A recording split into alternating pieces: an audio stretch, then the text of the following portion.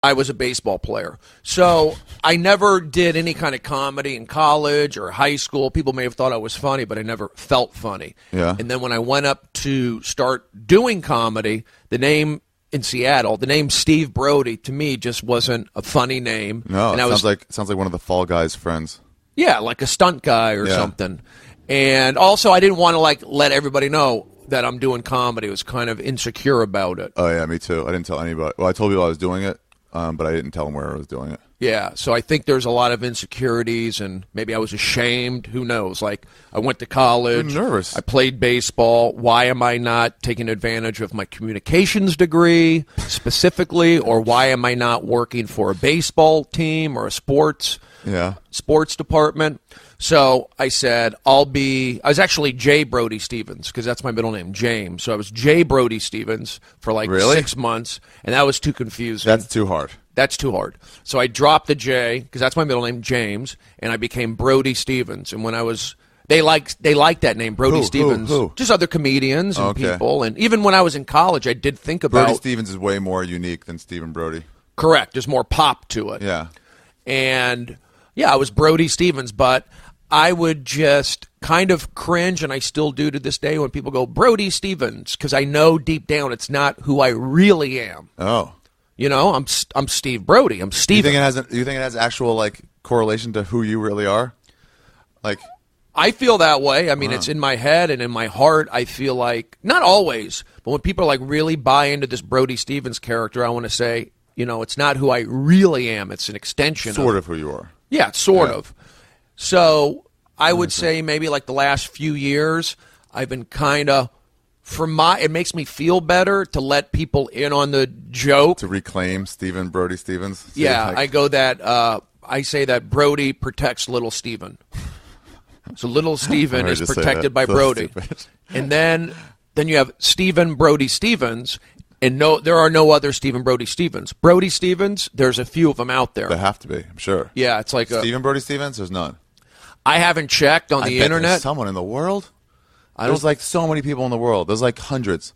There's hundreds and even thousands of people, and way more than that. There'd have to be somebody. Okay, let's say of all the people last name Stevens. Yeah, there's a bunch of those. Okay. Very few actually are going to call their name Steven Stevens. Right. It's not going to happen. And if it happens as a joke, the idea of their middle name being Brody is so specific. Yeah, the guitar guy for Billy Idol, Steve Stevens. Really? Yeah. So there is a guy out there, and he's famous. I think it's Steve Stevens, yeah. You think you're more famous than him? If I keep it up. What's his name? Steve Stevens. Steve Stevens. I think so, and yeah. What does he play guitar for Journey? Billy Idol. Billy Idol. Okay. Billy Idol, yeah. It's like his original guitar I wonder if you said the guy. name, yeah. So Stephen Brody Stevens, to me, it's just kind of Stephen Brody Stevens. I feel better putting that out in the universe, number one. Number two, it is kind of a catchy or a different name, and then I could play off at SBS, and people have seemed to embrace the Stephen Brody Stevens moniker. Okay. But not everybody's in on it. Like certain people or certain clubs still call me Brody Stevens, and I'll respond to Brody. Should I bring you up as Stephen Brody Stevens from now on? I know you don't really care, but if you had your way. You can, yeah. All right. I would say about half of the comedians bring me up as Stephen Brody Stevens. Really? Yeah. Oh, wow. But if I was to be an actual show, I don't think I can put, let's say if I was playing a club somewhere out of town, I don't think defined enough yet. Much. Yeah. Yeah, and with that name, it'd be wait, who? Yeah, they don't know. But I have it on my Twitter, Stephen Brody Stevens. I have it on my Facebook, Stephen Brody Stevens. Just go by that from now on, Stephen Brody Stevens. Yeah, maybe my next headshot. Yeah. I'll have Stephen Brody Stevens. Because you look at movies, if you look at the credits, there's a lot of actors and people that work on the film. They're aliases or they're kind of weird names. They're just made up names? Yeah, they're obviously not their real names. If you look at credits on Dirk Maxler. Yeah, or even I saw that on Community. No, Parks and Rec. Retta. She's credit. I don't know what her last name is. Just Retta. Oh, really? She uses her one name. She's like, fuck it, I don't care what my real name is. Yeah. I don't know what her last name is. Yeah. But on that, she goes by Retta, one name. I believe it's Retta the Joke Diva. Yeah. That's her That's her last name, the Joke Diva. The Joke Diva. Yeah. I'm happy for her, actually, because she's always nice, that lady. She's always nice. We used to do a Bruco together, the open mic at the Bruco. Yeah, she did a lot of comedy. I think she like went away for a little bit. And... Well, she got a college agent. She was like killing it on the road with that bit about singing opera. Yeah. Just killing it at college with one bit. I mean, she had other bits too, but that was the one. Well, people remember that bit. Yeah. I mean, I think she did that on Comedy Central also. Oh, yeah. But to see a girl like her being on TV and making money or, working, it's a good feeling because she's nice. Yeah, and also you see someone like that and you're like, well, okay, cool. You don't have to be the most attractive person classically attractive person in the world to get on a cool show. Well, why do we have to go there, Ari? Maybe we should. I'm trying to be positive. I'm saying it as a positive way. Like, I know I'm sort of uggo, and so I'm like, you're right. When you're doing, you're right. It was negative. Thank you. When you're doing comedy, honestly, it doesn't matter what you look like, and I have problems with that because I'll watch TV shows occasionally or watch some of these comedy shows on TV, and you go, oh, he's a good-looking guy or a good, but actually they're not. There's like a lot of weirdos and freaks. Yeah. So if you watch, not the extras, but like the second-tier guys. Key grips. No, but just guys like on The Office, or I was just watching that the other night, or Parks and Rec. People got scraggly beards and their hairlines. Oh yeah, well The Office, perfect. they helped everybody out a lot with diversity and with let's get some regular looking people. Exactly. Oh, I'm for it. Yeah, regular looking people. I'm totally for it. What show doesn't have? It's very annoying when you see a show like Friends or something like that. We're like, wait, so everyone in your life is a 7 or above? Yeah, an LA 7 or above. That's no way. There's no way. That's how Friends was. Yeah. Everyone in their life, not even just their 5 other good friends, even who they go out with. Yeah, except that Asian chick that what's his name went out with for a while. Remember when he moved on past Rachel? Vaguely, I didn't want her. And then he dated some Asian chick. She was so plain looking. I was like, how did she get this role? I remember even then thinking like, what the fuck? Was it Sandra Oh? It wasn't Sandra Oh, but it might have been. Was it? Or it might have been Christy Yamaguchi. The ice skater. Yeah, it might have been. Or Charlene Yee. Or Charlene Yee, yeah. I was watching. The hell might have been that. I mean, Seinfeld always had hot chicks on his show. Yeah, he sure did. At least Seinfeld and Kramer and George, though, were normal-looking people. Right, George, and then Kramer's a weirdo. Yeah, and Newman was interesting they had 3 looking. out of 4. Like Elaine was pretty hot. She was pretty. I used to jerk it to her when I was little. To Elaine? Yeah. When she was on Seinfeld? Yeah. I wasn't like watching Seinfeld and jerking off, but like I would use my imagination. Based on one of her scenes in the... Yeah, just look at her face. I liked the way her face looked, and I would just jerk off and think about probably boning her, I guess. Right. I don't think I've ever pleasured myself to a primetime actress. Oh, really?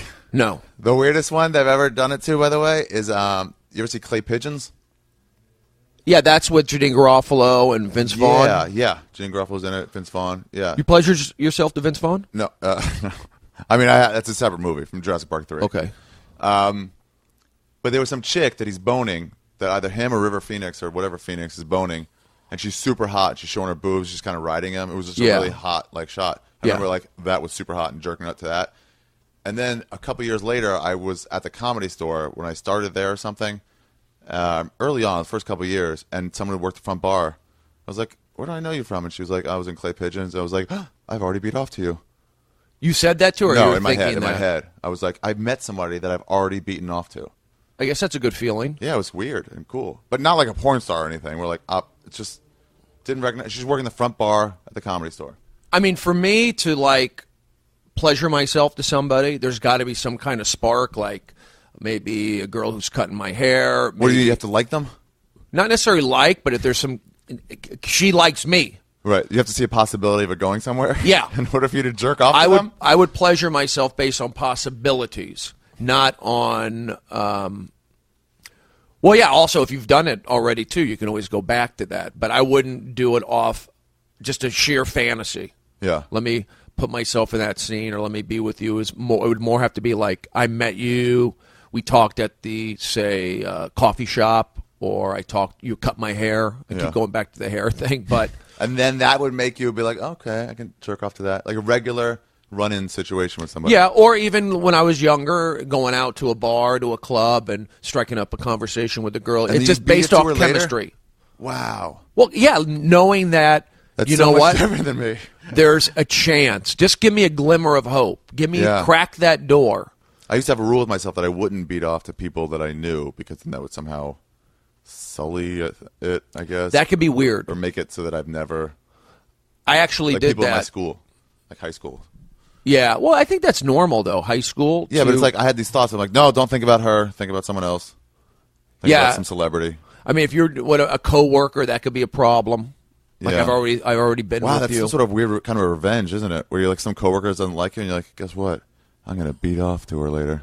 That's how I'll get you back could at her. use that as it's a power. It's a hammer. Yeah, if you have a boss that you hate, but she's not bad looking, just fuck her In your mind that night, and do whatever you want to do to her. I mean, that is the ultimate. Your mind is that is the ultimate payback. But that can get you in trouble. Like if you are working with you're working with some cute girls. How will it get you in trouble if they catch you doing it? Maybe. Yeah, I don't have trouble, but it's kind of weird. It would be awkward a little bit, like to talk to her and go, you know what? I've actually pleasured myself to you.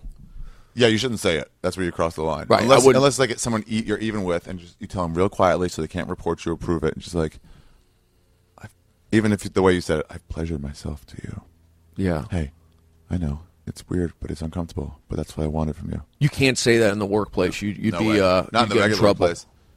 Even a TV show. Even a TV show. If you not work TV shows either. That girl from Friends sued for sexual harassment. That writer. She lost though. Oh, she did.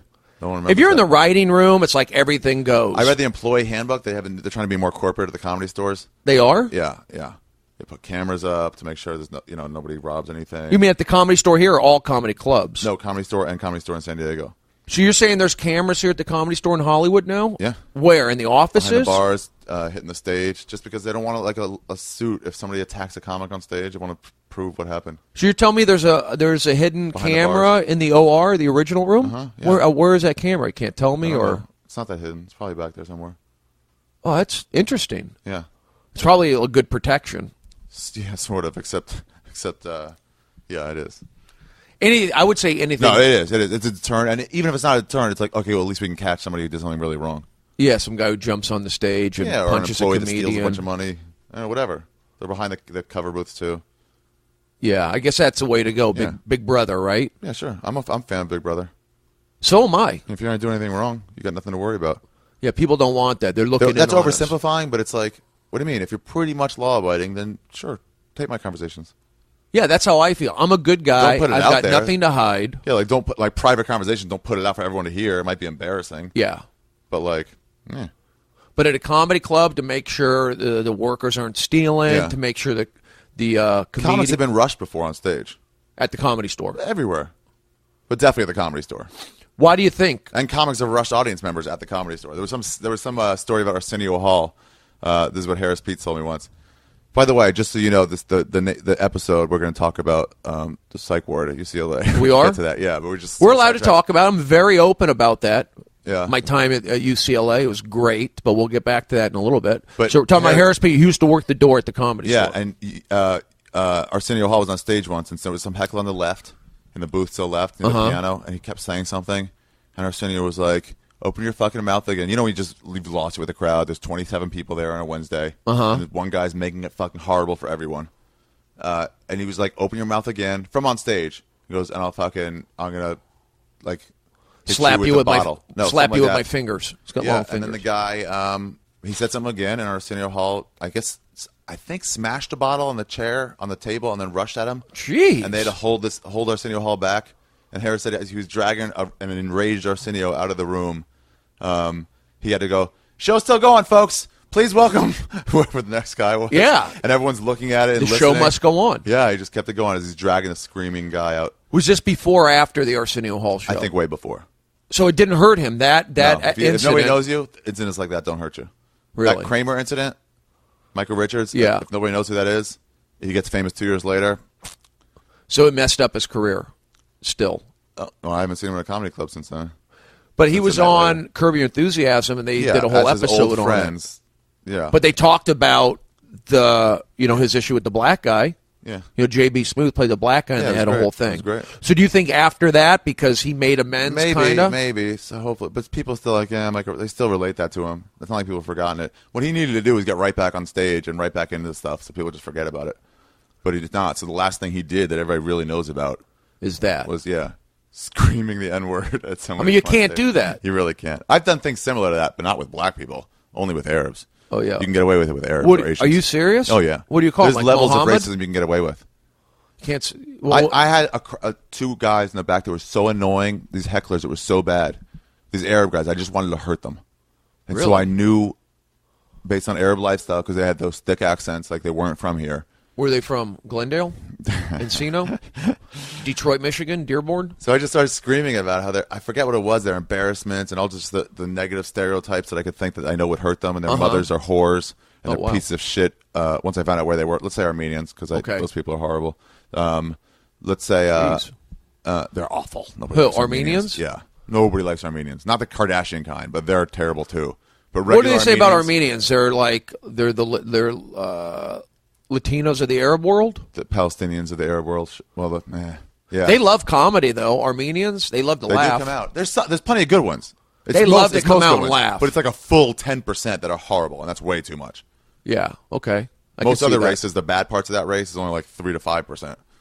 There's a lot of Armenians that beat their wad. Anyway, so I just started, and they had to be dragged out, and everyone was laughing. It was going really well. Everyone else in the crowd was laughing, and then I remember turning to two black people in the crowd, like, it's so funny when it's not against you, isn't it? Oh, that's funny. And they laughed too, because obviously it is.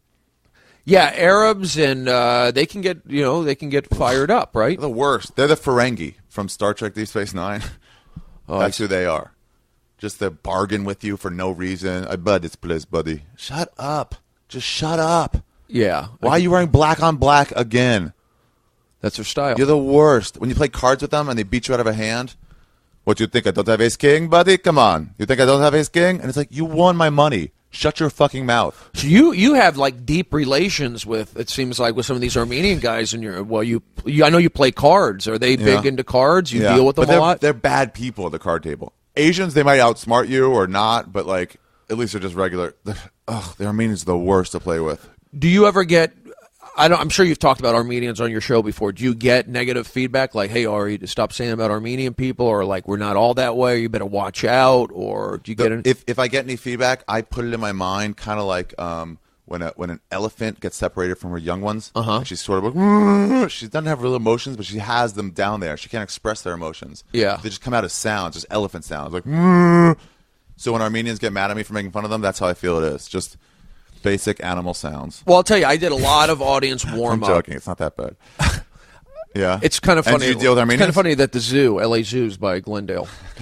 I did a lot of audience warm-up at Fox Sports, and we got every high school, every junior college, and I would say that when we would get Glendale Community College, which was a lot of Armenians, it was a different kind of crowd. Like, the girls are very into, like, they just want to be taken care of, and they were kind of like in a bad mood almost. Yeah. Whereas you'd get the Latino crowds, they loved it. They loved it. And they would love to, and it was also, they're very sensitive. Latino crowd, I'm talking about audience warm-up, and probably it equates to stand-up. Yeah. They're sensitive. They're with their girl, so don't, like, pick on me in front of my girl. Latinos?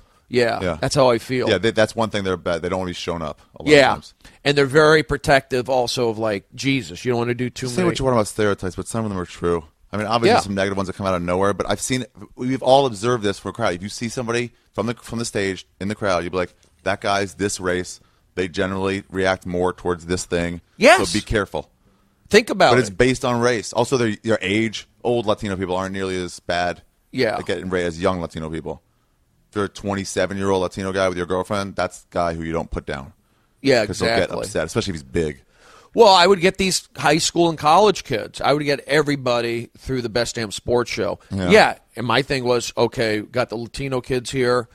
They can get sensitive, the guys with the girls, and don't talk about Jesus. That was my thing. Asian kids are usually, like, too smart. They don't want to be there, but they can turn it on. You can, like, say, guys, just clap and laugh. You know what to do. All right? So we would clap and laugh, and then during the break, I'll leave you alone. I'm not going to, like, try. Yeah, I've never really seen Asian people doing that snarky thing where they say something under their breath in the crowd, but not too much under their breath, so they know the comic can hear it. Like, this guy sucks. Just like that loud, and you're like, shut your fucking mouth. Yeah.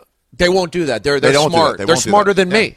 So I go, guys, clap and laugh, and then during the break, you want to do math, you want to talk, I'm not going to bug you because I know you can turn it on and off. Yeah. And then you get, like, the black crowds, the inner city kids, and they want you to frickin' bring it to them. Yeah. They want you to get in their face and yell. That's culturally part of their sense of humor. Yeah. And I would get these football teams, so you would get those guys too, and you can really like dig into them because they want to be told what to do. They're looking for direction. Yeah. And I never had a high school football coach say, "Hey, bro, you're being too hard on my kids." I never had that. They would like, because high school, you got to sit up, pay respect. And I would always say, like on our show, we have NFL football players, guys in the Hall of Fame. Don't you want to meet them and talk to them? You could, but you got to sit up and bring energy. So you give them like a little pep talk. I was great at giving pep talks at the Best Damn Sports Show. Yeah. I bet you would. I never saw you do warm-up, but I bet it'd be fun. It's fun usually, I'm good at variety shows. If you were to say, Brody, do audience warm-up, and I may have to get back into it, who knows, at, say, a sitcom, which is 4 to 6 hours, and the crowd is very down the middle, I would probably struggle. I'd be stressed. Oh, yeah, I bet. It would take me, unless they said, Brody, you got the gig. Do whatever you want to do. Yeah. No, I don't care. If it's yours for 2 years. We don't care. Just do what you want. Exactly. I think that's everything. You can excel and people, there's no pressure on you. Yeah, because I remember I did... There's a chick I like now, and it's like texting her is way harder than texting some girl. You got to think what you're going to say. You're just okay with, yeah. You're like, I don't want to mess this up. Instead of just like, just be yourself. You're fine. Yeah, and I feel that way sometimes with celebrities texting them or somebody who doesn't. Or email. About email is me hard. Me too. I had to write to one, and it's like you write back, and it's like, you rewrite it. You're like, I don't want to say the wrong thing. You're like, why? Just write. If I write an email to you, I'm just like, hey, what's up, dude? Right. Or fucker. I'm not going to worry if you get mad at me using the word fucker or something. Right. But with celebrities. But these celebrities probably get a lot of email. They're going to compare your email. Yeah, you get in your head. Yeah, you get in your head. That's the only problem. And you shouldn't do. And I'm. You know what? I think that got me talking about being in the head. Speaking of getting your head, yeah, that kind of got to me a little bit too. Being too thinking about what other people think. And I let that go a lot recently. Like people can think what they want, and if they think. Like, I used to think, I saw some old comics that were like 41, 42, and like single and still dating like younger girls. Sounds like me. And I remember thinking, when I started, I remember thinking like, oh, that's so sad. They don't have a wife and a family. Then later I'm like, oh no, I totally get it now. Yeah, like, I mean. It's great to fuck 23-year-olds. Yeah. That's a great thing. If you can, it's completely legal. It might be a little more empty, but there's still a very big positive to doing that. Definitely. So it's like, that guy shouldn't care if I thought he was sad. He's happy, so it shouldn't matter what some young comic thought of him. Yeah, exactly. That stuff used to handcuff me. So you would feel you'd be sad for the guy, you'd say, who was like 41, who was with a hot young chick? Yeah. Because he wasn't married? Because I was way more conservative back then when I moved out here. Uh-huh. And so then it was like, I just saw that as like what I thought of as a version of success in life was to get this family. I was like, well, you're not having it, so that must be sad. Well, I think that's an American standard is you want to have, own property, be married, and have a child. And so then if you're not, you're like, oh, you must not be. And I would also think of someone who's my age and even now, and like, you don't have a house? How can you not have a house? I'm like, no, there's plenty of renters. I just grew up in a house, so I thought that was the version of reality that you had to get. Yeah, it's tough. I mean, I think here in Hollywood and in this world and in the comedy world, it's a different world. And and that's probably why I feel it when I see people younger than me, people not in the business as long as me, who are like set for life. Oh, yeah. That's what kind of like stresses me out. And I shouldn't do that. It's because you feel like you're falling behind. But really, their progress has nothing to do with your own. Their artistic development and the rate of it has nothing to do with yours. And is there room? Because if you hadn't known about that person who shot to the top, like an Aziz or a BJ Novak or somebody that kind of came and quickly was like really doing really well, if you hadn't seen them, you wouldn't feel as bad. So just because they exist doesn't make your work any worse. Mm-hmm. Or if a bunch of shitty people started joining the scenes and going nowhere, you wouldn't be better than them. You wouldn't be better than you normally are just because they're worse. Yeah. Comparing is hard. That's what gets me. Like I see God, and I'm struggling. I don't have loads of money anymore. Not that I ever had loads, but I had money where I didn't have to worry. Now I'm starting to worry. It's like worrying when you're fucking, I don't know, eating something and you're worried about someone else eating something better. Yeah. You're like, just enjoy your fucking... Enjoy what you have. Says, enjoy your burrito. Yeah. But it's still like, something I got to work on. Yeah. I need to get some therapy on that. It gets easier and easier. Or not watch. Yeah. All I need is like one little thing. Picks me up. Those things still bug me a little bit when I know people are assuming things about me. Like if I used to bother me when people like saw those Amazing Races clips and was like, oh, you must be a fucking asshole. You must do this all the time or something. I'm like, no, I don't do it all the time. It's a fucking prank I did. Like for a joke. Uh-huh. But it's like, who cares what they say? Is that still up there? The Amazing they're all still Racist. out. I put them on my website recently. And do you get negative feedback on it? Yeah, but who cares? It's fine. It's like, all right, it's not for you. You didn't quite get the joke. But what about the industry? Nah, say they don't Hollywood. care one way or the other. You've only had, like you told me, I mean, I think, have you had any, like, actual... Oh, I have had problems. Yeah, one commercial, one commercial, like, casting place couldn't call me in anymore. So, but the trade-off is, okay, they didn't call you in, but now you've got this great podcast, you've got your CD coming fans out of it. And honestly, here's how I feel about it. If I do something that I find funny, then I don't really care what the repercussions are. Uh-huh. If I really find something funny, then it's like, I like creating funny things. And so if a lot of people don't get it or think it went too far, it's like, all right, it's not for you.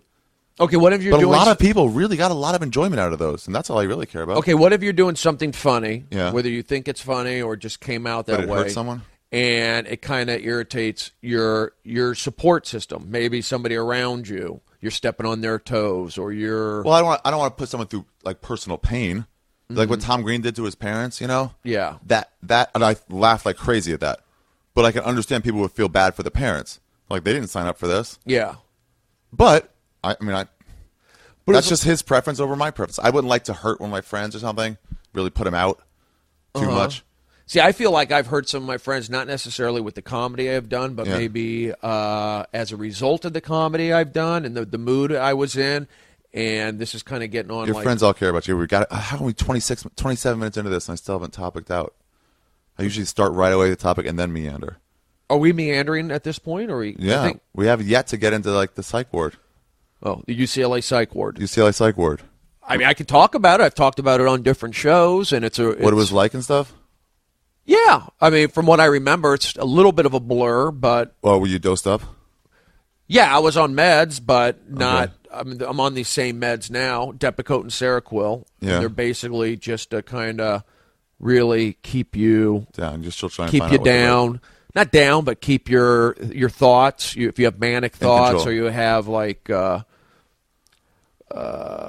it's mostly like manic thoughts and going up and down, and like you having like I don't have voices. No, I'm not schizophrenic. Oh, people must think that, right? Because they didn't see you, they don't know.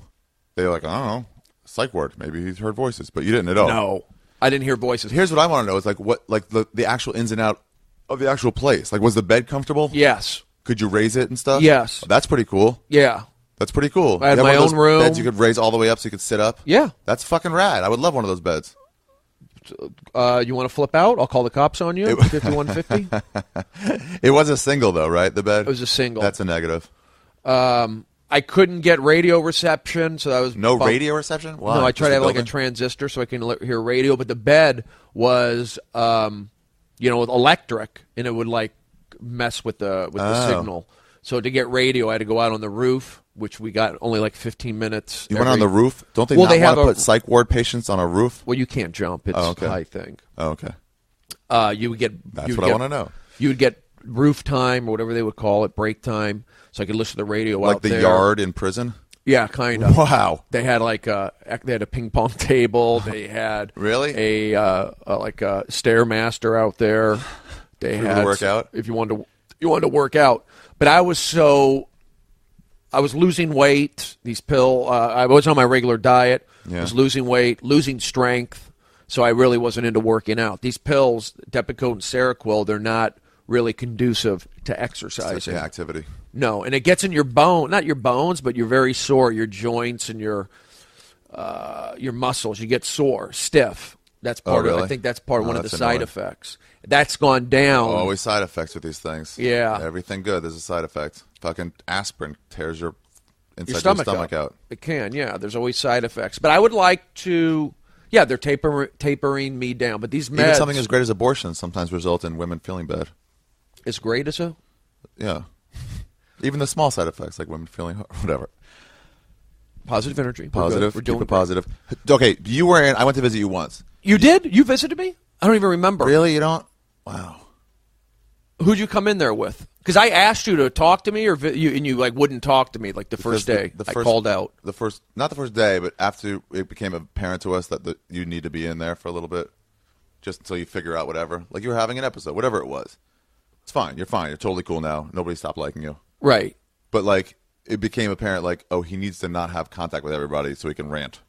He needs. I can see it. I appreciate your you and I think Steve Renazizi. It was hard for me to do it when you called and I said, Brody, I can't talk to you. You need to listen to the doctor. That was very hard to say.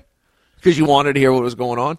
No, because I knew you were like bothered by it, and you were like, "Fuck you, Ari. Fuck you." Yeah, I was belligerent. Yeah, you think you're anything? You're nothing. I'm gonna ruin your career. I said that. I know that was just you lashing out because you wanted someone to fucking help you. Yeah, I know you didn't. I lashed out at a lot of people. Yeah, and I want to say that wasn't me. Yeah, that wasn't you. We all know that. It's like how did you have access to a phone? They have a payphone in there. So would you have quarters? They had a you'd call out. They had a desk phone where you could use a cell phone. They had if you wanted to accept a call, you could get it on the payphone in the hallway. And if you wanted to call out and say there was a payphone in the hallway for people to talk. Payphone in the hallway. Did you ever see anybody standing next to an IV holding the payphone? Like standing next to a rolling IV thing? Nobody had IVs in this place. This was That's more people talking to themselves, people addicted to pills, people who were cutters. Yeah. With me, I honestly think I just needed a vacation. I could have gone to rehab. Maybe. Brody, you need to go to rehab for what you're doing. Or Sands in Jamaica. Is that what they call it? No, it's just like a resort. Oh, resort. Okay, Sandals you mean or something. Sandals, yeah, that's what it was, not Sands. Yeah, I felt like I knew I was on a comedy bender. I knew I needed something, and I even told people, I go, look, I can't keep this up. I know that I'm kind of wired right now. Yeah. But I'm not. I never thought that I was going to be suicidal or homicidal. I yelled at some guys. But it escalated at some point from less mania to more. So it wouldn't necessarily stop there. And here's the weird thing about the brain that I figured out. Just like when girls are on PMS and they know in their heads that, no, this chemical change in my body is making me short-tempered, so I should be careful of that. But their like brains are telling them, no, you're still angry. That guy's an asshole. Right. He doesn't have his shoes tied. Fuck, like, yell at him. Yeah. I couldn't have my shoes tied. No shoelaces allowed. No shoelaces allowed. Nope. No worried about people doing stuff to him? Yeah.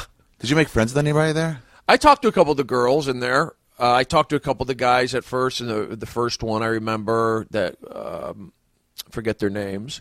Who? But okay, yeah. But some other people. Matter. You had your own room. Had my own room. Like other not inmates. Inmates. Other yeah, inmates. Thanks. That's what they're called? Patients, I suppose.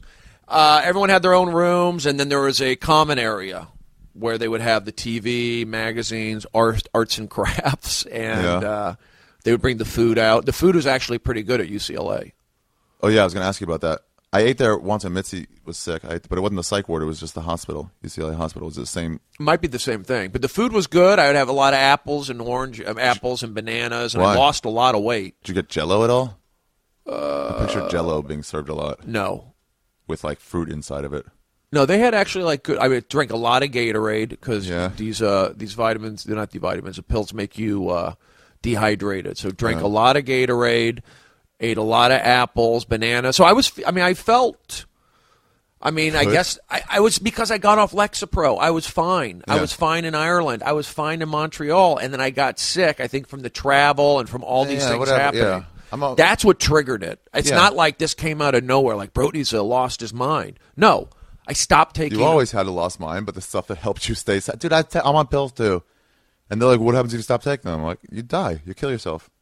Or whatever happens to you happens. Well, I was not on meds in college, and I was and not then at some point I wasn't either. I probably should have been. I would have been a better baseball player. Maybe some roids. Yeah, something. But I think if going back in time, if you could go back and do it again and take roids through high school and college, so you could be a better pitcher. I don't know if those make you better pitchers, but I would have definitely. I think I would have been on an antidepressant or something like that, Ritalin or whatever it was. If I was on that in high school and college, I think it would have made me a better player. Because, I get nervous. It takes me a little. I'm a slow. I don't just jump right in. I'm like, I test the waters. And look, I've done 2,000 audience warm-ups. Of course, the first couple times I was nervous, and of course, when I went to these shows, like I was telling you, like when I would fill in for do a show, it would like make me really nervous, and I wasn't myself. So, I think because I'm hard on myself and I'm very in the moment, it's a good idea for me to have a little something to take the edge off. I'd like to find out. Maybe there's something natural. Once I taper down on these, I'd like to get on some kind of natural program. Yeah, that's the problem. Everybody thinks like that's not natural. It's like whatever. Your brain's a little sprained. Just take some pills. Yeah. It's just like anti-inflammatories, like ibuprofen. But I want to get to the point where but why get to the point? If you had a fucking broken leg, yes, you wouldn't be like, I want to get to the point where I don't need an inside metal rod in my leg anymore. Yeah, like it's just weren't born like the same way as everybody. Everyone's different. Yeah, who cares? In depression, some girls need to wear high heels all the time because they're 5 feet tall, and they have to, but they can't be like, I just want to be tall on my own.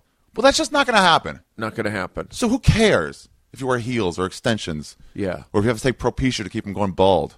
Well, I was taking Lexapro and it was working. The only thing I didn't like about it was like I couldn't drink alcohol so much, and it would make me pee 3 or 4 times a night. I'd have to get up and go pee. That was it. Other than that, I felt like it worked, and I could probably have used some talk therapy. I think, especially with a lot of things that were positive things that were happening to me. Yeah, and dealing with that.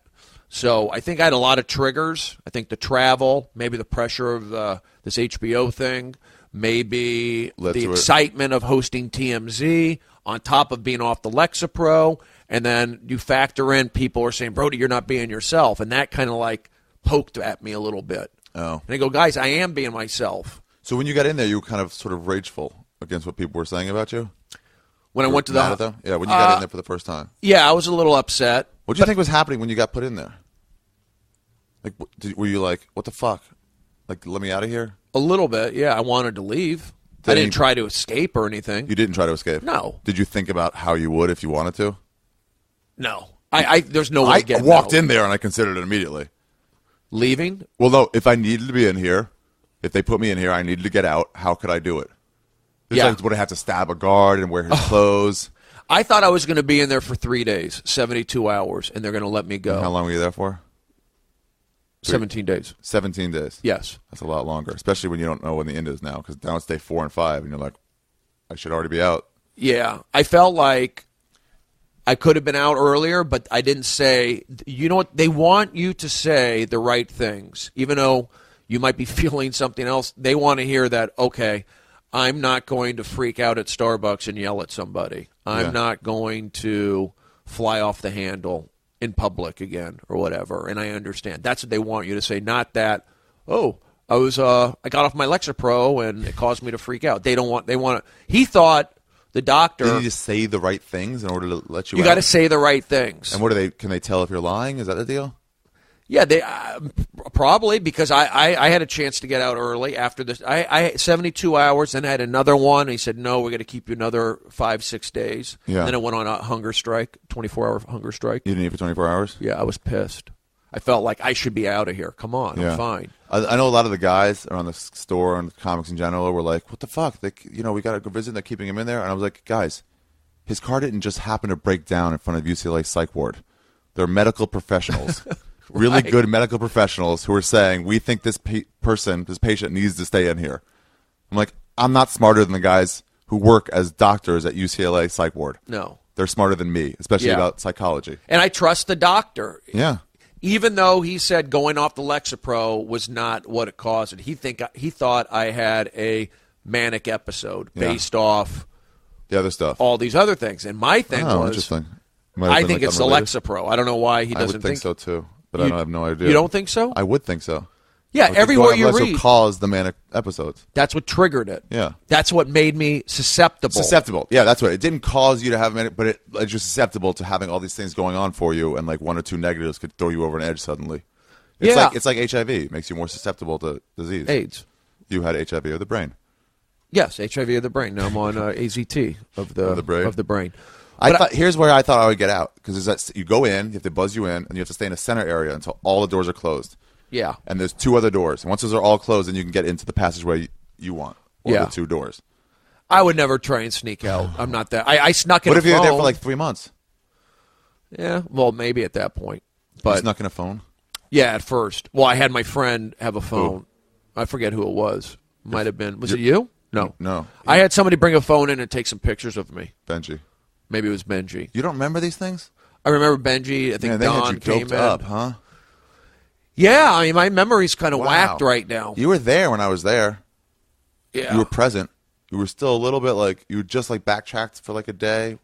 You're like, no, these people did it to me. And people were like, no, yesterday you were saying. I think you would just backtrack a little bit. Like, yesterday you were saying you get it. You understand why you're there. Yeah.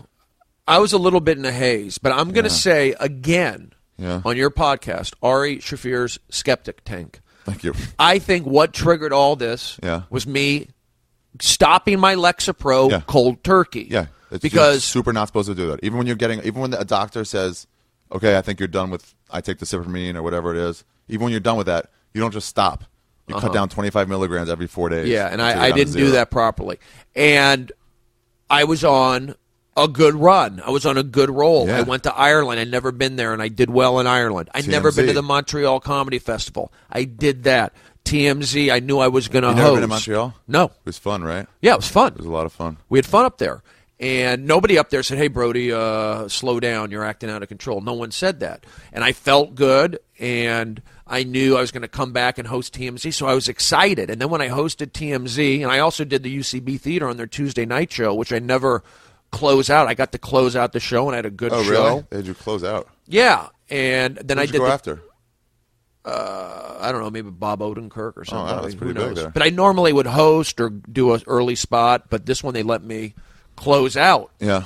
And I was kind of euphoric. But when I started getting people say, Brody, what's wrong with you? It just kind of like lit a fuse under me. Like when my friends are, I don't know what's going on with you. Yeah. And I was saying, guys, that I'm made fine. it worse. Yeah. Yes. And people are like, but you seem different. So, like, yeah, I was getting. It didn't look like regular celebration to us. Right. It looked like something different than someone just having a good time and just letting off steam. Yeah, I was probably like letting out a lot of demons, maybe. I don't know. But, I don't know. But I was getting good feedback on Twitter. I was doing this stuff on Twitter, and the people on Twitter were kind of like, hey, Brody, keep. Yeah, because they're like, keep it up. It's you against the world. And they're just pushing you more into some category in your brain. Yeah, I was getting good feedback on Twitter, so that kept me going. And then I would get phone calls or texts from my friends, and based on those, I would go back on Twitter. So people would see these jumps on Twitter, like, this guy's losing, this guy's going crazy. But I was also responding to people who were twittering me. So much. I know. So much. I know I was. It was like 30 times an hour. It was a lot. My fingertips were hurting me. Really? But I knew I had an audience. Fingertips literally hurt you from. Yeah. I had to ice my fingertips. That's why I think a lot of celebrities are going crazy because of Twitter, because they get instant feedback, and most of it's positive. People just wanting to kiss up. Not kiss up, but like, I'm a fan of yours, and I like you because of that. And so most of the response they get is of a fan. Mm-hmm. So people think they're awesome, like Ashton Kutcher, whoever. Right. Because all these people are like, yeah, you're great. Fuck that person who wronged you. And they just take your side. So you never have to look inwards. You just be like, yeah, see, all these people are telling me I'm right. But that other person you got into an argument with, all their fans are telling them, fuck that other person. Yeah. You're right. You know what? Nobody looks inward. I think you hit the nail on the head. I think a lot of it was Twitter. That form of social media. It kind of like pulled me in. Yeah. And that was people. Yeah, it brought me in, and it was an outlet for me. Maybe I should have just blogged. Who knows? But I probably would have said some of the same things. But Twitter was like right there for me. You're one of the big reasons I don't follow anybody on Twitter anymore. Because it was clogging your feed? Because it was clogging my feed so much. I like to keep it like 100 people or less so I could sort of see what everybody's saying. And so that means I couldn't follow 500 people. So I'd like decide. So if somebody's being unfunny for like a month, I'd be like, all right, enough. But here's my thing. Here's my thing with Twitter. I have a goal on Twitter. What? Yeah. I want to get 20,000 followers before I do 20,000 tweets. And I think once I do, that's just something in my head. I'm going to do that. I'm going to pull back. It's like my baseball stuff. I got my baseball out of my system. People would ask me, say, 5 years ago, Brody, can you still pitch in the majors, or can you pitch professionally right now? And I would go, you're 40. There's no way. Well, 5 years ago. Oh, right. When I was in my late 30s, I would say that I don't think so. And I don't care because I got everything out of I throw on the side. I'm happy just throwing with my friends, playing catch. I got it out of my system. So I feel like this Twitter stuff, once I achieve what I want to achieve, I'll get done. I'm not, I have like a little bit of OCD. I'm a little bit of that kind of guy. I'm looking at things that the regular people aren't looking at. It's just like a little scratch that that's totally cool. A little itch that I want to scratch. It was just so much that your mind sort of blocks out stuff that like overloads. Yeah. That picture or whatever, and it became like, just scrolling through to get a regular update from somebody. But I remember going to you like, would you mind if someone stopped following you because, and I didn't even use my own name, but like if someone stopped it because it was too many times for them? Yeah, of course. And you'd be like, yeah, I would mind. I said that? Yeah. Oh, I was like, I mean, it'd be hurtful. It would show me a real friend. Yeah. Something like that. But I'm not gonna. So I just stopped following everybody. I mean, the Twitter stuff, I'm up for the Twitter of the Year 2000. Twitter of the Year by what? Laughspin.com. Oh, it's a reputable website. Reputable. Yeah, so they have sometimes. Yeah, they have a lot of different categories, and they also Twitter have of the Year. Tweeter of the Year. I think it's Tweeter of the Year. So it's me up against 4 or 5 other people. I know George Carlin won that once in like the late '70s, and Richard Pryor won it a few times. That's some hallowed ground you're on.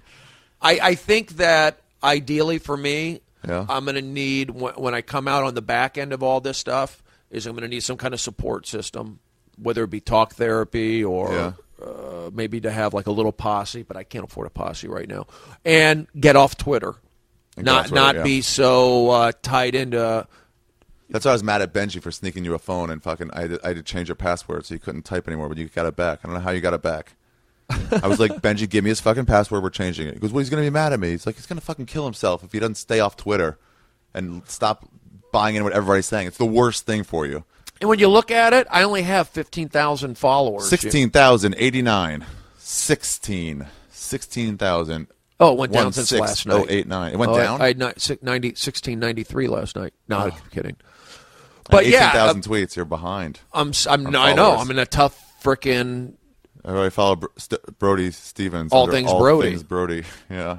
But I have people who say like tweet a lot, tell me to tweet more, tell me to tweet some less. People do. Other people got to know it. Whatever.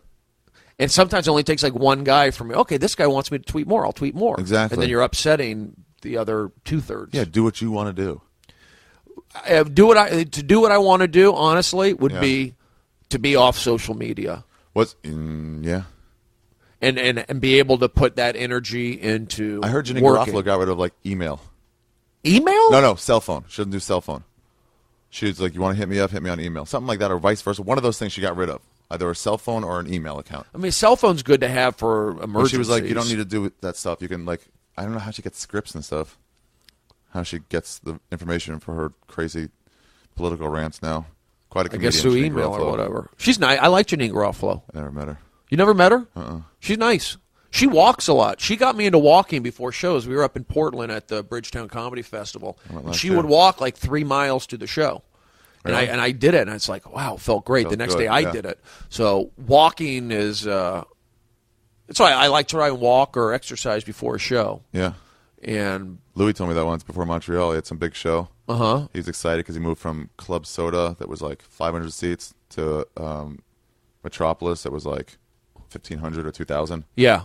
And he was like, and I think he was doing 2 shows too. It was a huge jump up in like 2 years since the last time he had been there. Uh-huh. And he was like, he said he got a little nervous, and he goes, he went for a run, like at night. Yeah. In Montreal. It was after sundown, and he goes, he was just like, he just felt so good. He felt at ease and calm because of that run. I don't know. I mean, I think everybody says that exercise is good for you. Yeah. Everybody will say exercise is good for you. There's no marathon runners have one of the lowest instances of suicide.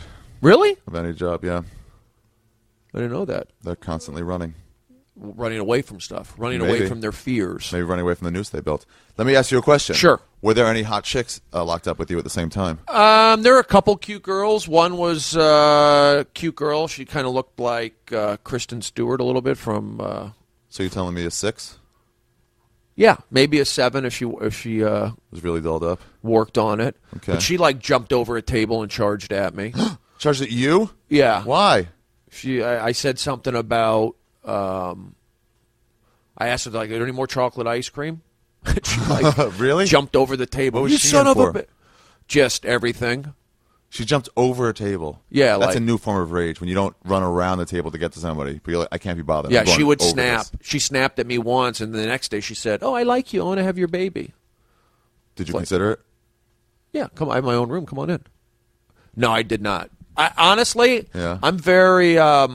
You need to connect with people before you. I need to connect with people, and I was on meds. I'm not having an erection. I'm not really sexual. Yeah. That'll happen sometimes. I'm kind of celibate right now. Really? A little bit. Well, speaking of celibacy, can I just talk about my sponsors for a second? Yes. Let me get these things out. Ari is getting his sponsors. It's AdamandEve.com. They sell like sexual toys and videos and junk to help that stuff. Yeah, sure. For the few of us out there who masturbate. Oh, that's what that's good for? Yeah. Masturbation stuff? Well, they have like porno DVDs and stuff, and they also have like all the tools you need. I've never bought a tool. Should I get a tool? It depends what you're into. What's a fleshlight? Redman would talk about they always that. rave about it. They're those like things that you can fuck. It's like a male dildo. It's like a vagina that you can fuck. And you put your penis in it? Yeah. I wonder if they have those so AdamandEve.com, and they say they have a 50% off deal if you tell them my code, like Mike, if you enter ARI. ARI? If you enter Ari, you'll get... Then you get 3 free DVDs and free shipping. So if I enter you, I get... No, I'm kidding. Brody, double entendre. Double entendre. Yeah. I wonder if you can get stuff. Hold on. I want to see right now if you can buy those things at Adam and Eve. Probably. Fleshlight, is that what it's called? You're typing in the search. AdamandEve.com. On your laptop. On your laptop or personal computing device. I have a laptop as well. I have Do you? And a charger. Oh, yeah. I have an extra charger. I'm that kind of guy. Can I have it? No, I mean, I carry... Oh, an extra charger at all times? Candy cane glass dildo. It's only $9.95. That's not bad. It's for the holiday season. You get a dildo shaped as a candy cane. And it's only $9.95. Wow. How big is it? Because it looks giant. It looks giant. Next to that Pirates of the Caribbean DVD. There's more. Oh, there's a bunch of sex toys. Oh, that's for chicks, too. So this stuff's really popular still. But still, fucking and any sort of sexuality has been popular since day one. And it won't go away. It won't go away. We just discovered the internet, and just our norms have gone way down now, so we can get into anything. Look, one of those vibrating cock rings. Have you ever get worn anything one of those? Anytime. Macho There's a little Stallion bullet, power bullet. Keeper. Erection keeper? Yeah. Trapper keeper. Erection keeper. Yeah. What about like the lube? real I've dolls? used lube before. I've used lube plenty of times. Oh, a lot of guys do. Yeah. And then pornos and lingerie for chicks. I think that the medications do affect there are sexual side effects. That might have been another reason why I wanted to get off the Lexapro a little bit. Yeah. The sexual side effects. And oh yeah, the first time when I took Lexapro, actually, I remember intentionally not reading about the side effects because I didn't want to have any sort of placebo in my brain. Right. I don't want to like think it might happen and worry about it. And so I had no idea, and I didn't know about sexual side effects. And I was fucking somebody, and it was like 20 minutes, and I couldn't come. Just wasn't even getting close. See, I could finish, but it's also just getting excited. Getting hard, in the first place, or even wanting to. So your libido was down. My libido, but you know what? I'm hanging out at comedy clubs, and it's look. If a girl's talking, I got to be attracted to a girl to want to be with her, and maybe I just wasn't in those circles. Who knows? But for me I've been picky, and that's probably like hurt my chances too. Like there might be girls out there like Brody, I would have been with you, but, but because I was so picky and not into it, I didn't do it. I don't know if that had anything to do with the Lexapro or me just where I am in my well, sometimes if you're picky, you're like my headspace. There was a time when we were all like virgins or nearly virgins, when like pretty much anyone that said I want to hook up with you, you'd be like, yeah, let's do it. Yeah. But now if somebody's grandmother who was fat said, hey, let's hook up, you'd be like, oh, no thanks. No. I don't really need that. But I feel also if I probably would have gone for it. If I stay in shape, stay healthy, there'll always be like the younger girl. Of course I want to be with a younger girl who's, it's a fantasy of mine. Really? Not to be like a super young girl, but what these comedians are doing. Like Dice has a super nice into young wife. chicks, dude. I don't know what it is. They excite me. Super hot chicks? Young. Yeah, within the youth, 26, below, 20. I've never crossed the teenage barrier, but don't do that, of course. But like, I'm excited by their like youthful energy. And you want to teach them about life, right? Sure, there's Give that them too. some pointers. If you need a father figure, I'm great for that. A lot of girls want that. Yeah. They need some. I've had a couple girlfriends. I did an actress once, and that was all it was. It was like I was her father figure, and I liked teaching, and she liked learning. Wow. Hope to get back to that level. But I feel I got to get off. I'm on these meds. I hate to keep harping on it, but that affects your sex drive. Yeah, absolutely. And also, I'm like focused. Did you beat off in the psych ward? Yes. You did. Into what? The shower. Oh, you had your own shower? Yeah. And you had your own bathroom and everything? Yeah. That's convenient. I had my own. What's that? Did everybody? Yeah, because they lock them up at night, right? No, I could have taken a shower at night. No. I'm saying they lock you into your room at night. Your door's not locked, but they check on you. Yeah. Oh. You can go down or walk down the. I think late, like in the middle of the night, the common areas closed up. Yeah. But I would go to bed around 10:30, 10 o'clock, and then you wake up around 7 or something like that for breakfast. They want to get you on a routine where you're going to bed at a certain time and then waking up at a certain time. But I never did the arts and crafts. I never did the group talk. I did the group talk twice when I was done, like the last couple days. But I was never involved in any of the the therapy or because I knew that I want to say, like I said, that I didn't belong in there, but for the most part, I didn't. I mean, I felt like this could have been done a different way. I could have gone to a rehab clinic, or I could have gone to a psychologist or a psychiatrist. It's Brody. What's going on different? I'm not taking my Lexapro. Okay, let's get you back on your Lexapro. Yeah, if you talk it out to a therapist, they can be really clear with you. It's like, wait, you're starting to feel bad, and you stop Lexapro, so do you think those are connected? And you'd be like, oh, yeah, probably. Let's get back on. That's what. And by then, but once I was off the rails. Why aren't you talking to a therapist? Huh? Why aren't you talking to somebody? I am right now. You are? No, I mean, why aren't you talking to somebody professional? I think part of that is due to these meds. I'm not making an excuse. It's kind of hard to get things done. Do you think it's the same thing of like where you're like, I want to do it on my own and not have somebody's help? No, I want help. Oh, okay. I want to get involved in talk therapy. I want to get involved in some kind of maybe like an AA type thing. I think it would be helpful for me just to get all that stuff out, not as a comedian. Al-Anon. I went to a few Al-Anon meetings to research a role once. Yeah. And was it helpful? It was really nice. You sort of mention your problems. No one gives you advice on how to fix it, but just talking it out loud in front of people. My problems were made up because of whatever scene I was doing. Right. But even that was just like, I don't know, sort of aren't cathartic. There? I mean, people make jokes how there's in LA especially, how there's tons of therapy groups and Alcoholic Anonymous. There's a meeting everywhere. But I can see why. I mean, this is a stressful town. And people can use the help. Everyone needs a hand up. It's not a bad thing. If you trip and somebody offers you their hand to help you up, you're not a weak person. You're just like, oh, cool. That's a lot easier now that you helped me. The Laugh Factory has a psychologist. On duty, right? On duty. You can go after you get off stage. I think I need to go make an appointment with her. People used to shit on Jamie Masada. He owns a Laugh Factory. For doing things like for press's sake. Free Thanksgiving. Free Christmas. Free high holiday services. For Jews in the community. Yep.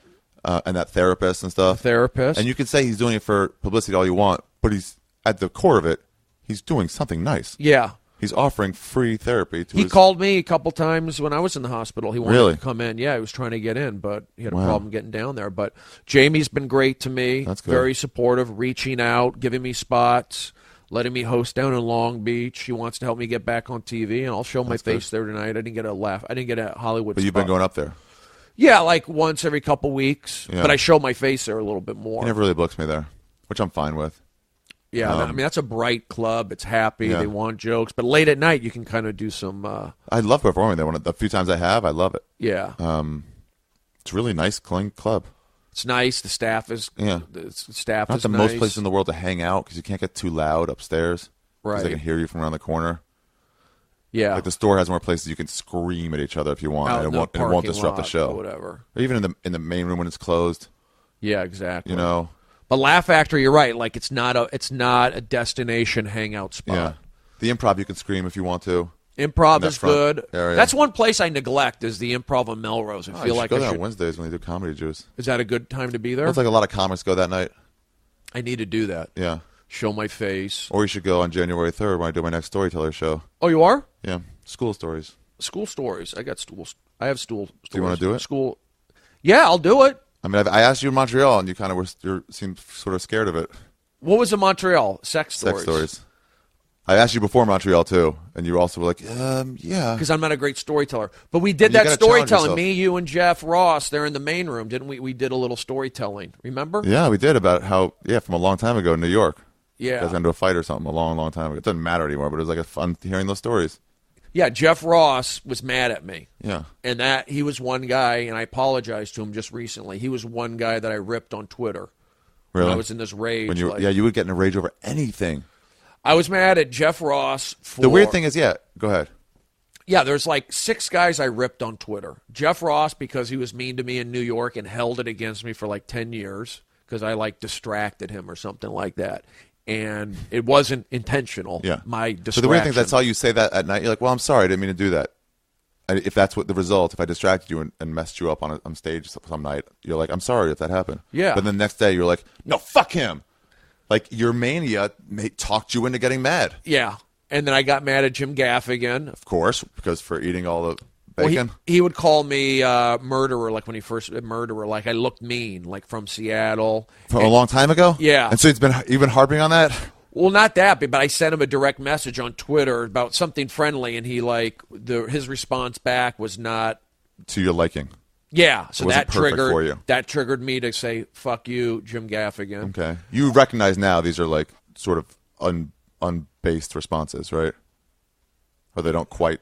I was justified responses. Yeah, I was taking a little chunk, not even a chunk, a little thing, and going put it on there. Adam Carolla for me hosting his show. You were mad at him for hosting his show? Well, I hosted it, and I had like 400 negative reviews. And nobody from there said... Oh, from a long time ago. Yeah. Nobody said, don't worry about it, Brody, you're great. They just like... So they didn't go out of their way to help you, so you're like, fuck you. A little bit. Also because he calls himself a stand-up comedian now, Adam Carolla. Yeah. So I kind of had that in my brain. Oh, he's a stand-up comedian. I did his show, and his fans ripped me. Fuck you. Fuck him for his fans ripping you. That's how I felt. Yeah, okay. I mean, if I had a show and I was popular and I was a comedian and I had a young comedian or a younger comedian or a comedian come on my show and then all my fans left him negative shit, I would like, tell the don't fans, worry hey, about leave it. Or tell the guy. Don't worry about it. You were fine. Even if you weren't. Was he aware these people were doing that and just didn't I don't know. In my head. Either way, you're like, fuck it, I'm going to get mad. Yeah. And God, it's so weird, the brain. I got mad at Judd Apatow for cutting me out of Funny People. He's got to make some cuts. I know. Yeah. Wow. I got mad at Judd Apatow for cutting out of. This is a guy who gave you an opportunity to be in Funny People. Gave you a check. Yeah. And I yelled at him on Twitter. Oh. I mean, I didn't do the at them. I just kind of like said it. And then, I hate when people do that. They want to talk snarky about somebody and they put the at as if to let them know, like, just so you know, fuck you. Yeah, I hate that. So you can talk about them unless you're really like. I don't know, just some random celebrity they're just making fun of for no reason. But if it's based in something like this angered me, it's like, who fucking cares? Yeah, I didn't do any at replies. The latest Adam Sandler movie was terrible. I'm not gonna link him on it. Exactly. I don't need to tell him. It's not about him. It's about telling everybody else. I was on another podcast. I was on Who Charted with Howard Kramer? and Kulop. Yeah. Oh. And they said Brody's going to be on it later today. And then some guy wrote, at them and at Brody, I'm not watching. Boo. Yeah, exactly. Boo. And did it bother me? A little bit. Yeah. But like, why go out of your way to say I'm not going to watch if that guy's Exactly. on? I don't know why people just don't watch. But you know what? There's billions of people out there. My favorite, yeah. And you know what? I just blocked them. And for like 1 second, I was going to write back, and I said, you know what? Forget about it. Just block it. You made me block somebody once. You're like, Ari, this guy gave me negative tweets. He's following you. How dare you not block him? You have to stand up for me. Yeah. I'm like, Brody, don't involve me. And you just don't talk back to those people. And you're like, then you're against me. And I was like, oh, fine. I'll block one guy for you. Yes. And you were like, you still haven't done it. I'll remember this. And I'm like, I did it. Look. He goes, okay, fine. We're cool now. Twitter's caused some problems. Yeah. I'll be honest. Anything you can be addicted to. Anything. Is there a Twitter anonymous thing here in L.A.? There will be soon. like social media there anonymous? Will be soon. Yeah, there should be if there's not already. Let's look. Hold on. Keep talking. Twitter anonymous. So I did that, and, I feel like I need to apologize to a lot of these people. Also, a lot of my problems probably came when I left Chelsea lately. I was working there. That was a steady gig. And I'm just saying, I want to stay on record again that I'm not this bad person. No, you're a good person. You had a problem. It's like, well, who cares? What's my problem? You had a little manic episode. No, but even at Chelsea, I had a butted heads with the producer. And then even at Best Damn Sports Show. But in 11 years, you had 3 little episodes. Big deal, right? Is that a big deal? In 11 years, you've had 3 episodes. Meaning, like, at Best Damn Sports Show, I butted heads with the producer. Yeah, when you keep doing it, you become the guy who's butting heads with people. In Chelsea, yeah, I ended on bad terms there. Yeah. And then you could say maybe with... who? Zach, who knows? Well, all these my supporters. He's still your friend. I guess, yeah. Yeah, of course I think he is. so. But no, he definitely is. But I don't know about maybe this LA Weekly thing. You're being insecure. What did you mention that he helped you? Yeah, they mentioned the article. So what do you mean? What, anything bad? Yeah. He came to visit you like 10 times while you were there. What's that? He came to visit you like 10 times while you were there. Yeah, he's been very... that guy's your friend. Don't worry about it. That guy's your friend. But I feel like I'm making bad decisions. Maybe you are. Everybody makes bad decisions. But I don't want to be that guy who burns bridges everywhere. Don't burn bridges. And then when you see something, instead of getting mad about it, just tell them, hey, sorry about that one thing. You'd be shocked. If you tell somebody you're sorry out of the blue, it's amazing how much of a response you can get. Do you know how bad I feel, Ari? Bad, huh? Yeah. I threw a glass of water in Natasha Leggero's face once. Yeah. I still, when I think about it, I feel terrible. But I feel... I'm not going to cry, but I feel bad. No, don't cry. Why? It's a comedy podcast. So what? You shouldn't have to feel bad about this, Brody. You I just do. had an episode. It's like if you had to pick me up from the airport and you broke your leg getting into your car and you couldn't pick me up because of that. I'd be mad until I realized, oh, you just had a broken leg. That's the only problem. I'm just fucked up. Like, too much. And it's like, I'm not doing it to be a jerk. It's like I'm in the moment. I'm trying to do a good job. And then it's like... Just like my friends, like Spanish doesn't talk to me. Tana, these are friends of mine. They don't talk to me because... Well, how come? Because I was a dick. Call you know? So you're sorry. And then like the Chelsea thing, that bothers me.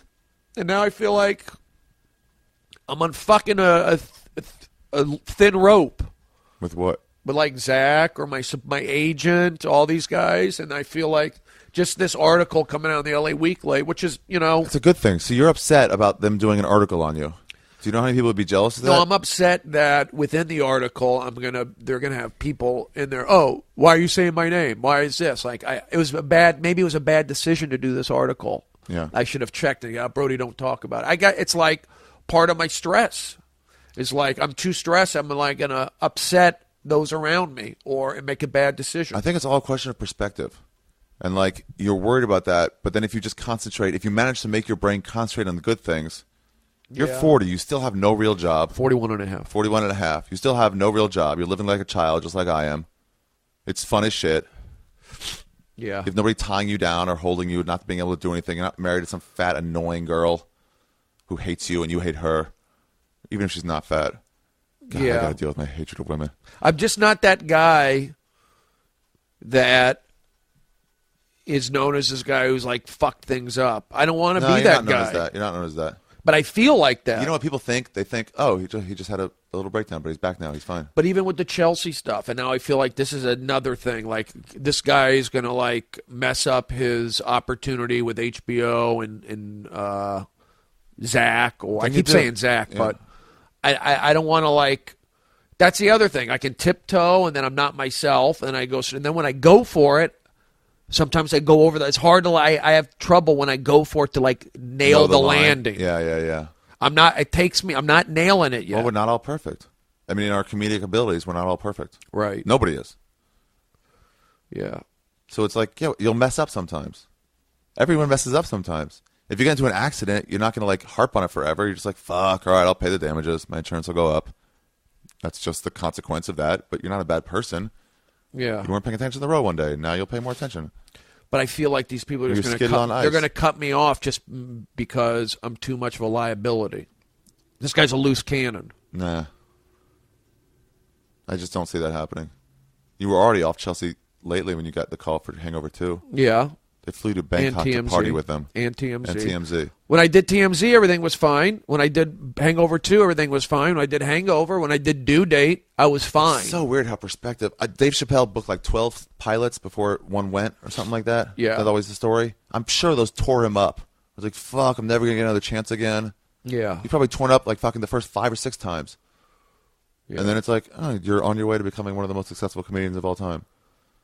Yeah. I know there's like insecurity about it, like it might not happen, and it probably won't for you or me to become the greatest of all time. You know? No, I don't expect to be. But it's like if you can sort of make a living, you're living a great life. Be a host or something. Yeah, life is horrible. If you can get through it without having to work a mind-numbing job for 8.5 hours a day, you're so far ahead of the game and enjoying yourself. Right. Well, I may have to go back to doing something. You're not like even that. like I see that face when I say that. You're like, yeah, right, but it's like no, we're but lucky nothing. to be doing stand-up. Yeah, life sucks, man. It's annoying. Life ain't that great. So you just try to enjoy yourself as much as you can. What's great about You're what's good gonna about die. life? Well, yeah, but not for a You're while. gonna get old, and all your friends are gonna die. There's no escape Thanks from for that. picking me up. Thanks. But I'm just saying, like, the point is just to enjoy yourself. So you harping on the stuff that went wrong, I mean, you can definitely should learn from it. You shouldn't just forget everything went wrong as if you know you're blameless or like you shouldn't work on yourself at all. But you're like, oh, that was a mistake. Recognize it and move on. Yeah, that's what I'm trying to do. Don't go cold turkey off any of your meds anymore. I don't think you would do that again. Yeah, I think if the same thoughts were going through your head, you would talk to somebody, right? Mm-hmm. But so now you're better off. I mean, I feel like I'm like my dad. Yeah. My father passed away, a while ago. Yeah. But he made mistakes. Like I remember seeing like how people treated him because he was like screwed things up. Sure.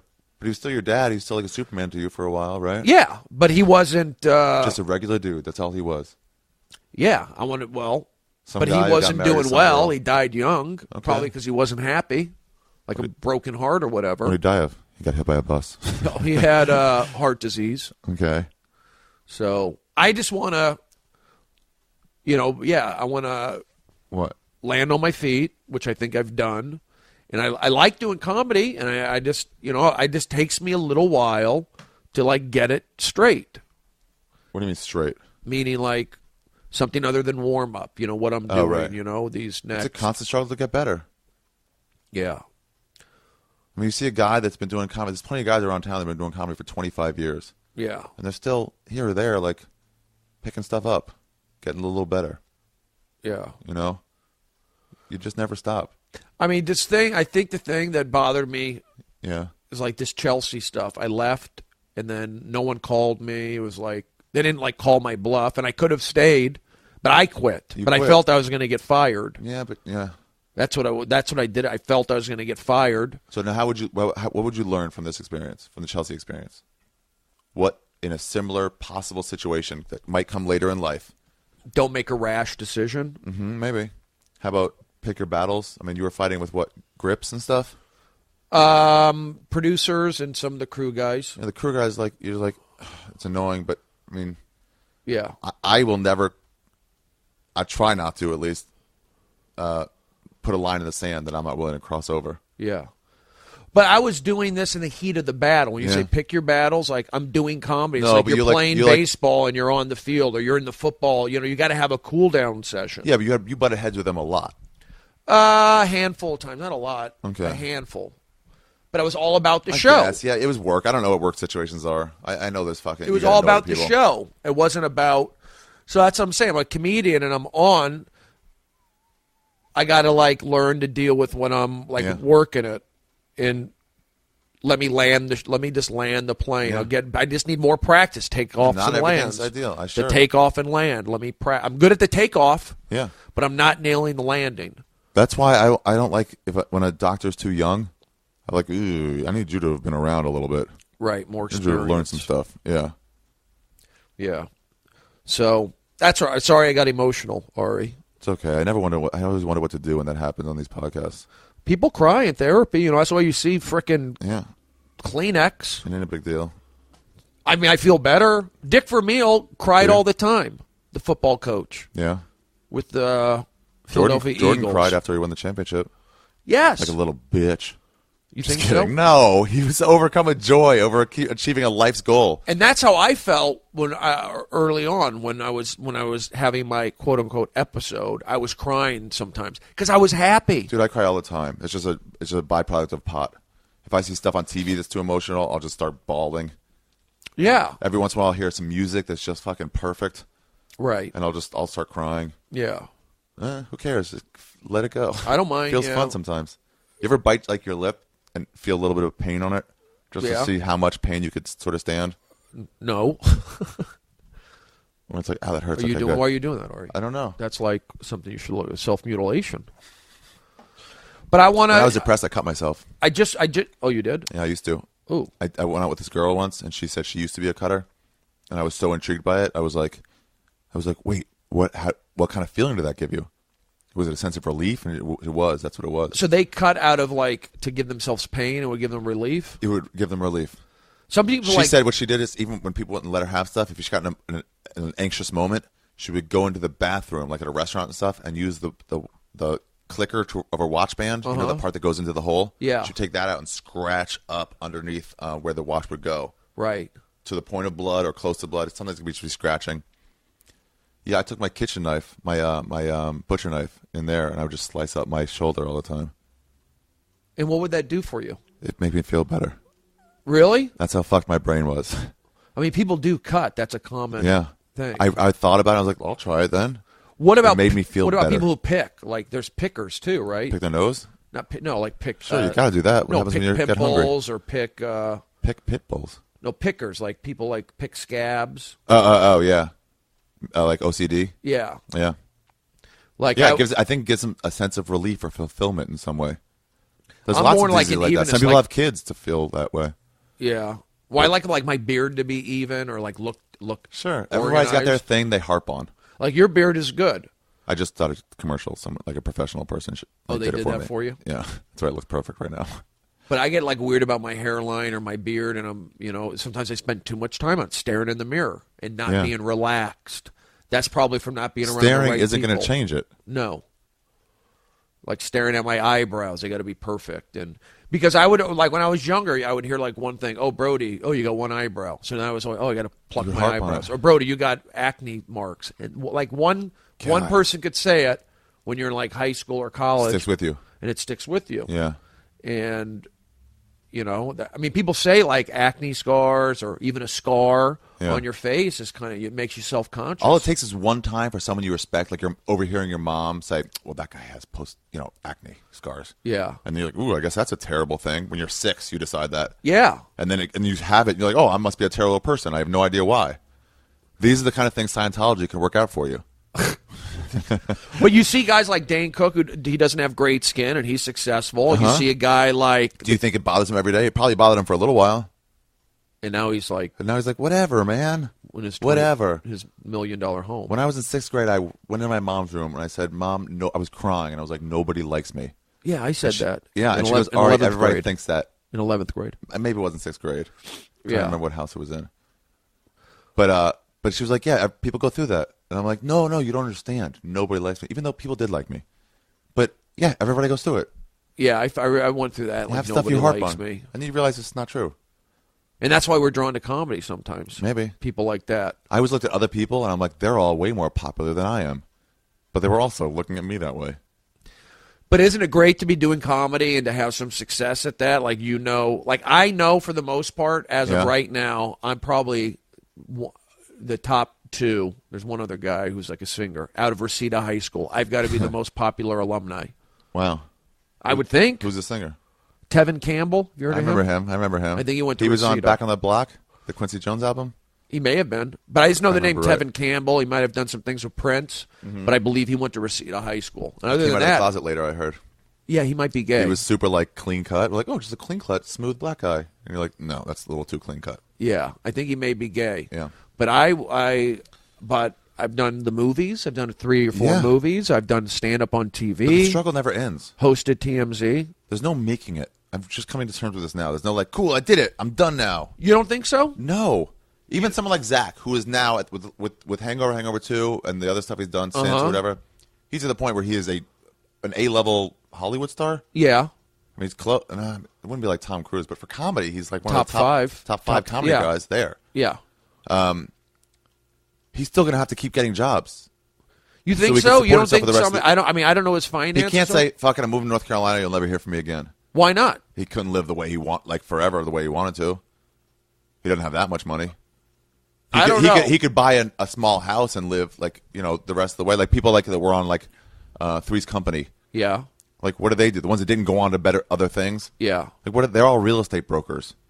All those people, the NFL quarterbacks, if you don't invest right, you just got to keep earning a living. And so for those quarterbacks who played 3 years in the NFL and made $4.3 million, let's just say. So minus taxes, they get divorced, but it's like they'll eventually, they just got to live really rad for 3 years. Yeah. So that's cool. You got a fun 3 years. And now back to work like everybody else. You're on your vacation for the last 15 years. But if you make a boatload of money and you get, then what? You'll still need to pay for a better house. Yeah. You'll need to buy nicer things and get a better gardener. What about just on interest alone? Let's say if you're getting... I know what you mean. There's an amount of money where you're like, I can just live off the interest from this. Yeah. Yeah. I don't know if anyone really does that. It was always a thought I had. If I had $1 million, I'd get 3% interest and get $30,000 a year. Live off that. There you go. For me, making it would be buying a condo or buying a house. Really? So buying some kind of property. Okay, go on. And maybe a child when I'm around 50. Uh-huh. And that's my parents' version of success is their grandkids. A significant other. That's you making it. So you're saying you're very little of that has to do with you doing stand-up comedy. You think so? Yeah, I mean, you could get all those things if you sold pharmaceuticals. Yeah. Like there's nothing artistic in there that you have that I want to do. Yeah. Oh, artistically, what I'd like to do, if you ask me, I would. Wouldn't mind being a host of a game show. That would be fun. I like stand-up comedy, and I just don't know how confident. I don't know if I have the confidence of like Louis C.K. No, but you know what Louis did? He wrote every year for the last few years and wrote new specials. Just kept doing it. But he's prolific. He's like born with it, isn't he? No. Also, he did an interview. I'll try to find and put it on my website. But he did an interview where AriTheGreat.com. He said he did shitty stand-up for I think he said 10 years. Yeah. And he goes, yeah, I know you could say whatever, it wasn't shitty. He goes, it wasn't the one you're thinking of. It was shitty. And then he reclaimed his drive.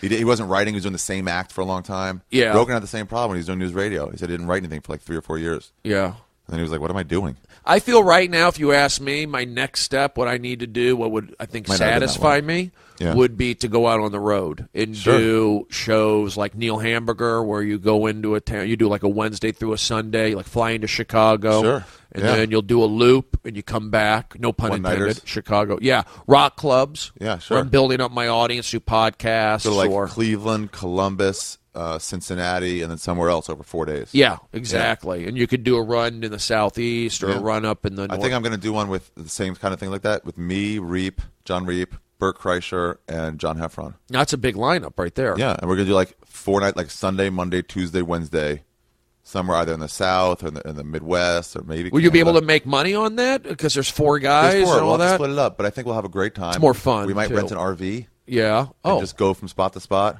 Oh, that's cool. Do some podcasts while we're doing it, and just sort of say hi to people, and I don't know, just put on some shows and fucking enjoy our company. I mean, that's kind of what I want to do. If you're asking me, Brody, what now do you feel? Yeah, I feel like the urge to go out on the road and spread my wings. Yeah. On top of what else do I want to do? I have this HBO opportunity. I'm not going to say it's etched in stone, but I have this opportunity, and I feel like that if something like that goes, it's way easier to get on the road. It's way easier for people to say, okay, we'll book you. Yeah. So I'm kind of in this, that not a holding pattern, but I feel like, okay, my stand-up, I'm ready to go on the road and build my audience in different cities.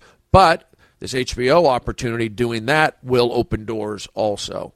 And then the other thing is, doing stand-up on TV, whether doing Conan or doing a Leno or doing, I don't know what else is out there, what other TV show for stand-up, but Letterman.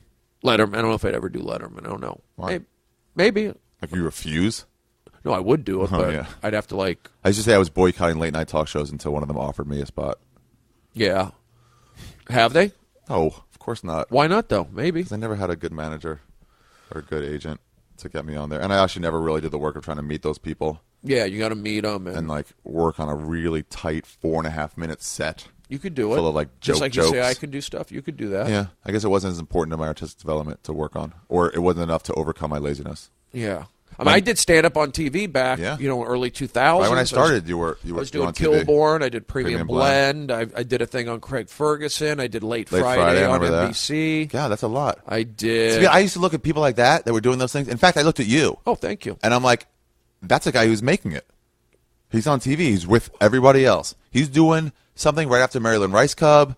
He's doing a show that so-and-so did, that Judah Friedlander's doing, that Nick Swartzen's done, Dane Cook has done. Yeah. And I'm like, oh, he's right there. He's one of the guys that have. And then I kind of got into the warm. I got sucked into warm-up. All right. So you did that for a while. That paid you well.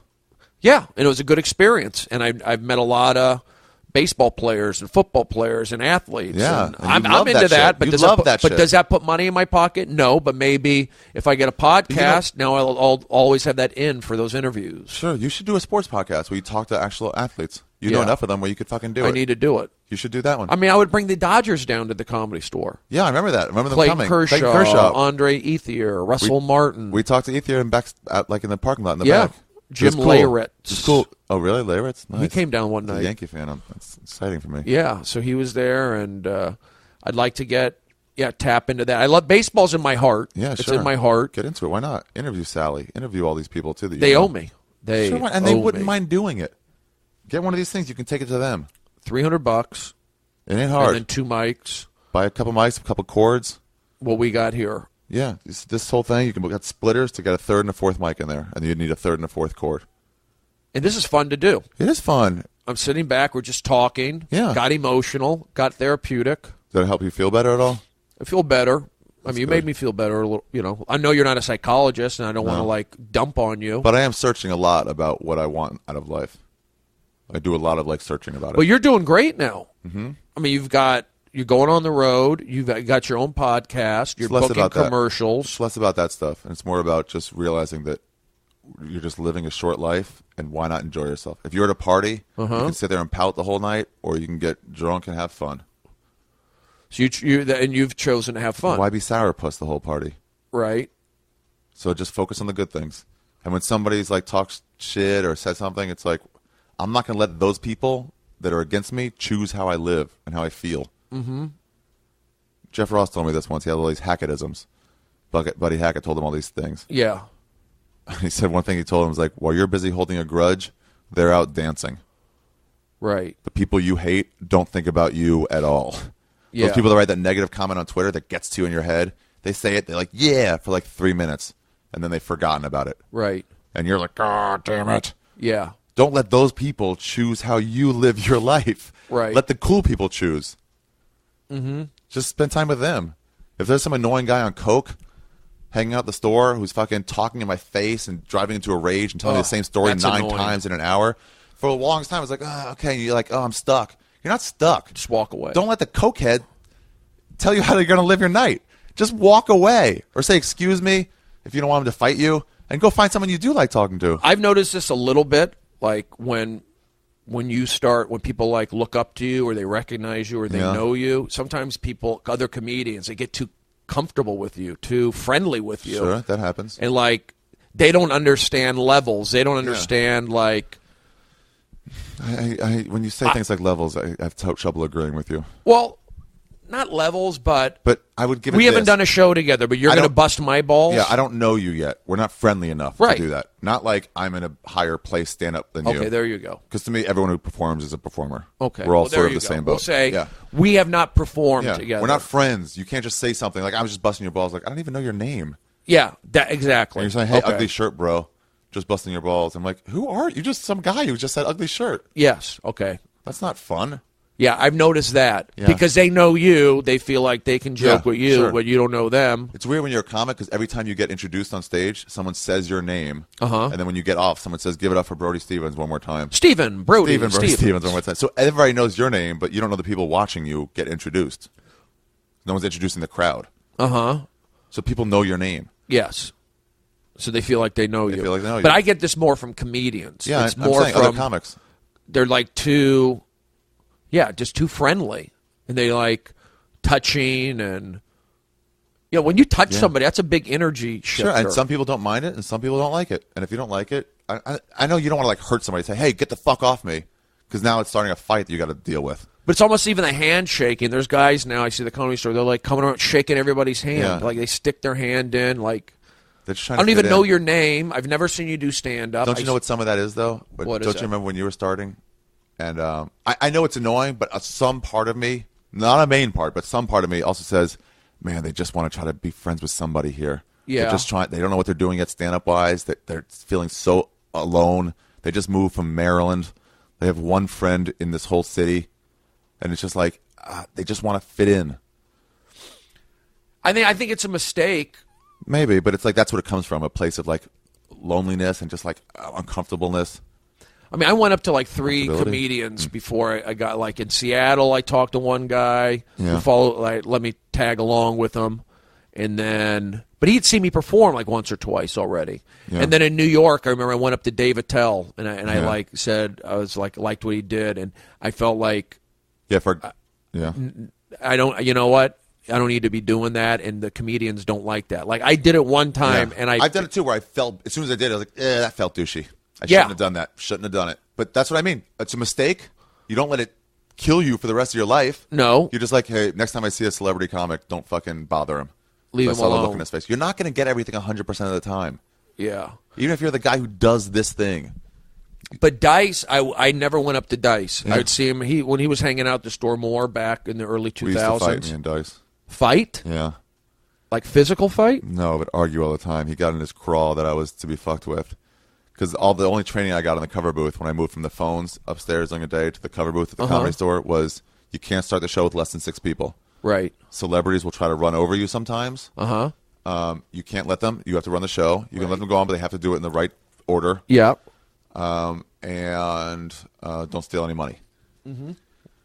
This is before the cameras. This is before the cameras, yeah. Stuff like that. That was all they taught you. So the first night I'm working alone at the Comedy Store, Dice comes in and goes, I'm going on stage. And there were 3 people in the crowd. Like, we hadn't started yet. It was just starting. Can't do it. And I was like, no, you can't yet. He goes, who the fuck are you? I'm like, dude, you can't go on stage. And I went back to tell Brandon Duncan, the old manager, I was like, hey, Dice wants to go on stage, and there's only 3 people there. And he's just going on. And Brandon's like, ugh, all right, whatever. He didn't want to deal with it. And I realize now, he's like, I'm not getting out of the manager's office to go deal with Andrew Dice Clay. Yeah. Let him fucking go on. But he can't say that. So I'm like, you can't be on stage. I started yelling at him. And then he just took that to be like, I'm going to bury you. You'll never make it in this town. Wow.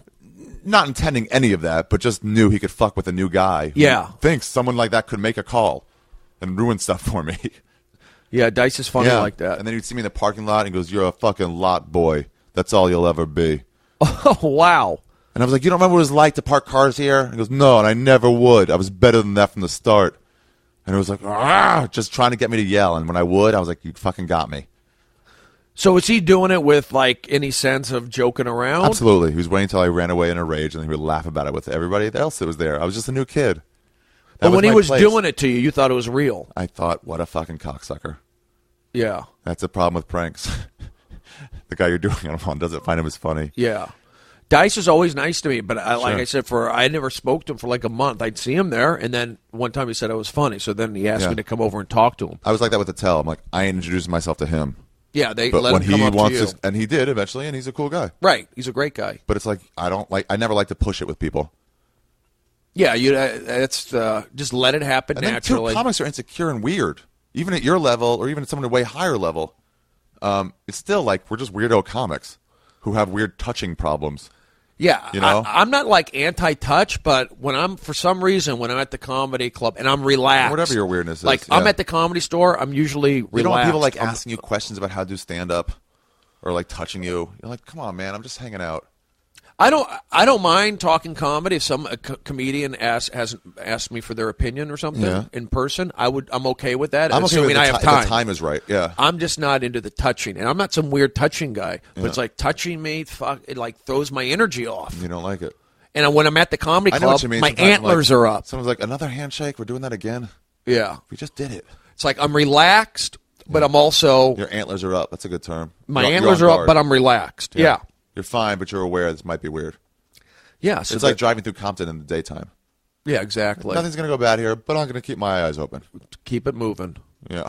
Keep it moving. I would have to go down to Compton. I remember I get my baseball gloves down there. Really? Yeah, the SSK, it's a Japanese company. Hey, are there any, my threading, you might know this, my threading of my glove, my softball glove. Yeah. Why don't you play on the Comedy Store softball team ever? I'm just, not into it totally. I'm not into softball. I mean, I like softball. I'm not anti-softball. It's fun. We all kind of hang out. It's a good hang. It's a good hang. We're not that good. Girls playing the team. Yeah. We don't really care. We've won a few games. We don't really care about it. So people smoke pot while we play. We walk away a little bit, smoke pot. I played a lot of softball. It's just fun. We make fun of each other. It's fun, right? Yeah. The guys got hurt this year. Dan Madonia shattered his ankle when he slid. It was a freak injury. Yeah. When he slid into third. No sliding. I would be no sliding for me. You don't work that hard. But I get, I feel like I get pulls. Jeans. I get pulls. Like I'll pull a groin or my hamstring because you got to have sharp, quick movements somewhat, even in softball. We make so many errors, man. It just doesn't matter.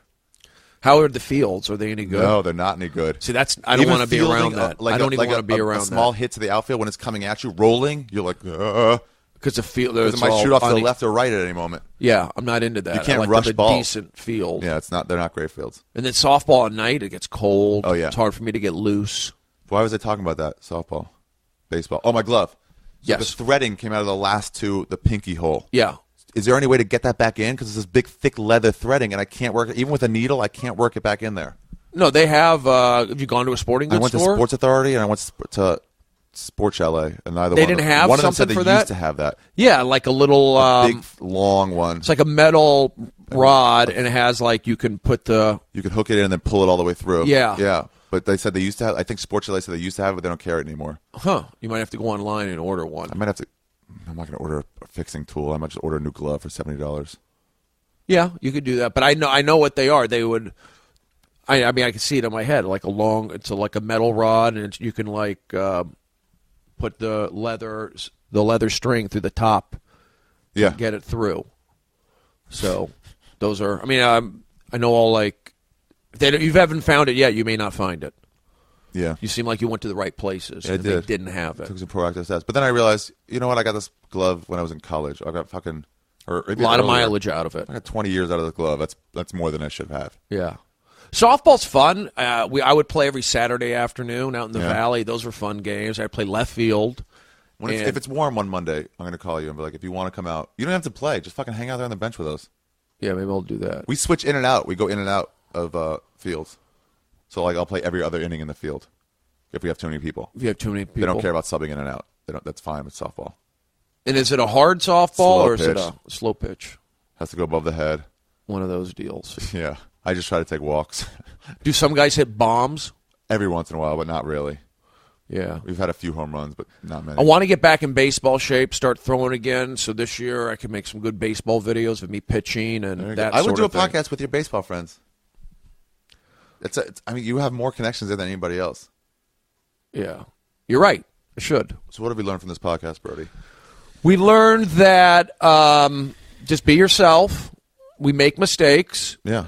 Saying sorry goes a long way. It goes so far. I apologized to this girl, Dina Seltzer, once. Mm-hmm. I made she used to work with me at summer job. She was way younger than me. Uh-huh. She went to my high school, but she was like 5 or 6 years younger than me. Yeah. And maybe 3 years, but way too much to date, do anything. Yeah. We worked together at the summer job, and I sort of developed a crush on her, and I think she got one on me too. Yeah. Because we used to commute together at the Metro, me, her, and Eitan Teitelbaum. And we'd make fun of each other and bust balls, but it was fun. And then one day she said something about her grandfather dying. Oh. Or her grandfather's unveiling. Uh-huh. And I was like, what does that mean? I mean, you dig him up and fucking show his corpse? It's not just something insensitive. And she was like, actually, I was really close to him. And then I didn't give because I didn't know how to give on a joke and realized right here it's not going to be the right audience for that. Uh-huh. So I just kept pushing it. Ooh. I'm like, and you can dance him around. She was like, stop. She was just really pissed off about it. And she didn't talk to me for a while. And then she was going to Israel for like a year. And before she left, I called her. It was like months later, maybe even a year later. I don't know. But I was like, hey, by the way, those things I said, I'm sorry. I know I went too far and I wasn't thinking straight. Mm-hmm. I just want you to know I'm sorry. I didn't mean to hurt your feelings. It was great. It turned her around completely. Did she accept it? Completely. And then, then we're totally into each other after that for a little while. Anyway. And if you put that apology out and they don't accept it, sometimes you just have to move on, right? And your consequences of the act you did was that you might have to live without their forgiveness. Yeah. And there's plenty of things you'll have to show consequences for. Right. Everything in life, whatever. There's consequences. Yeah.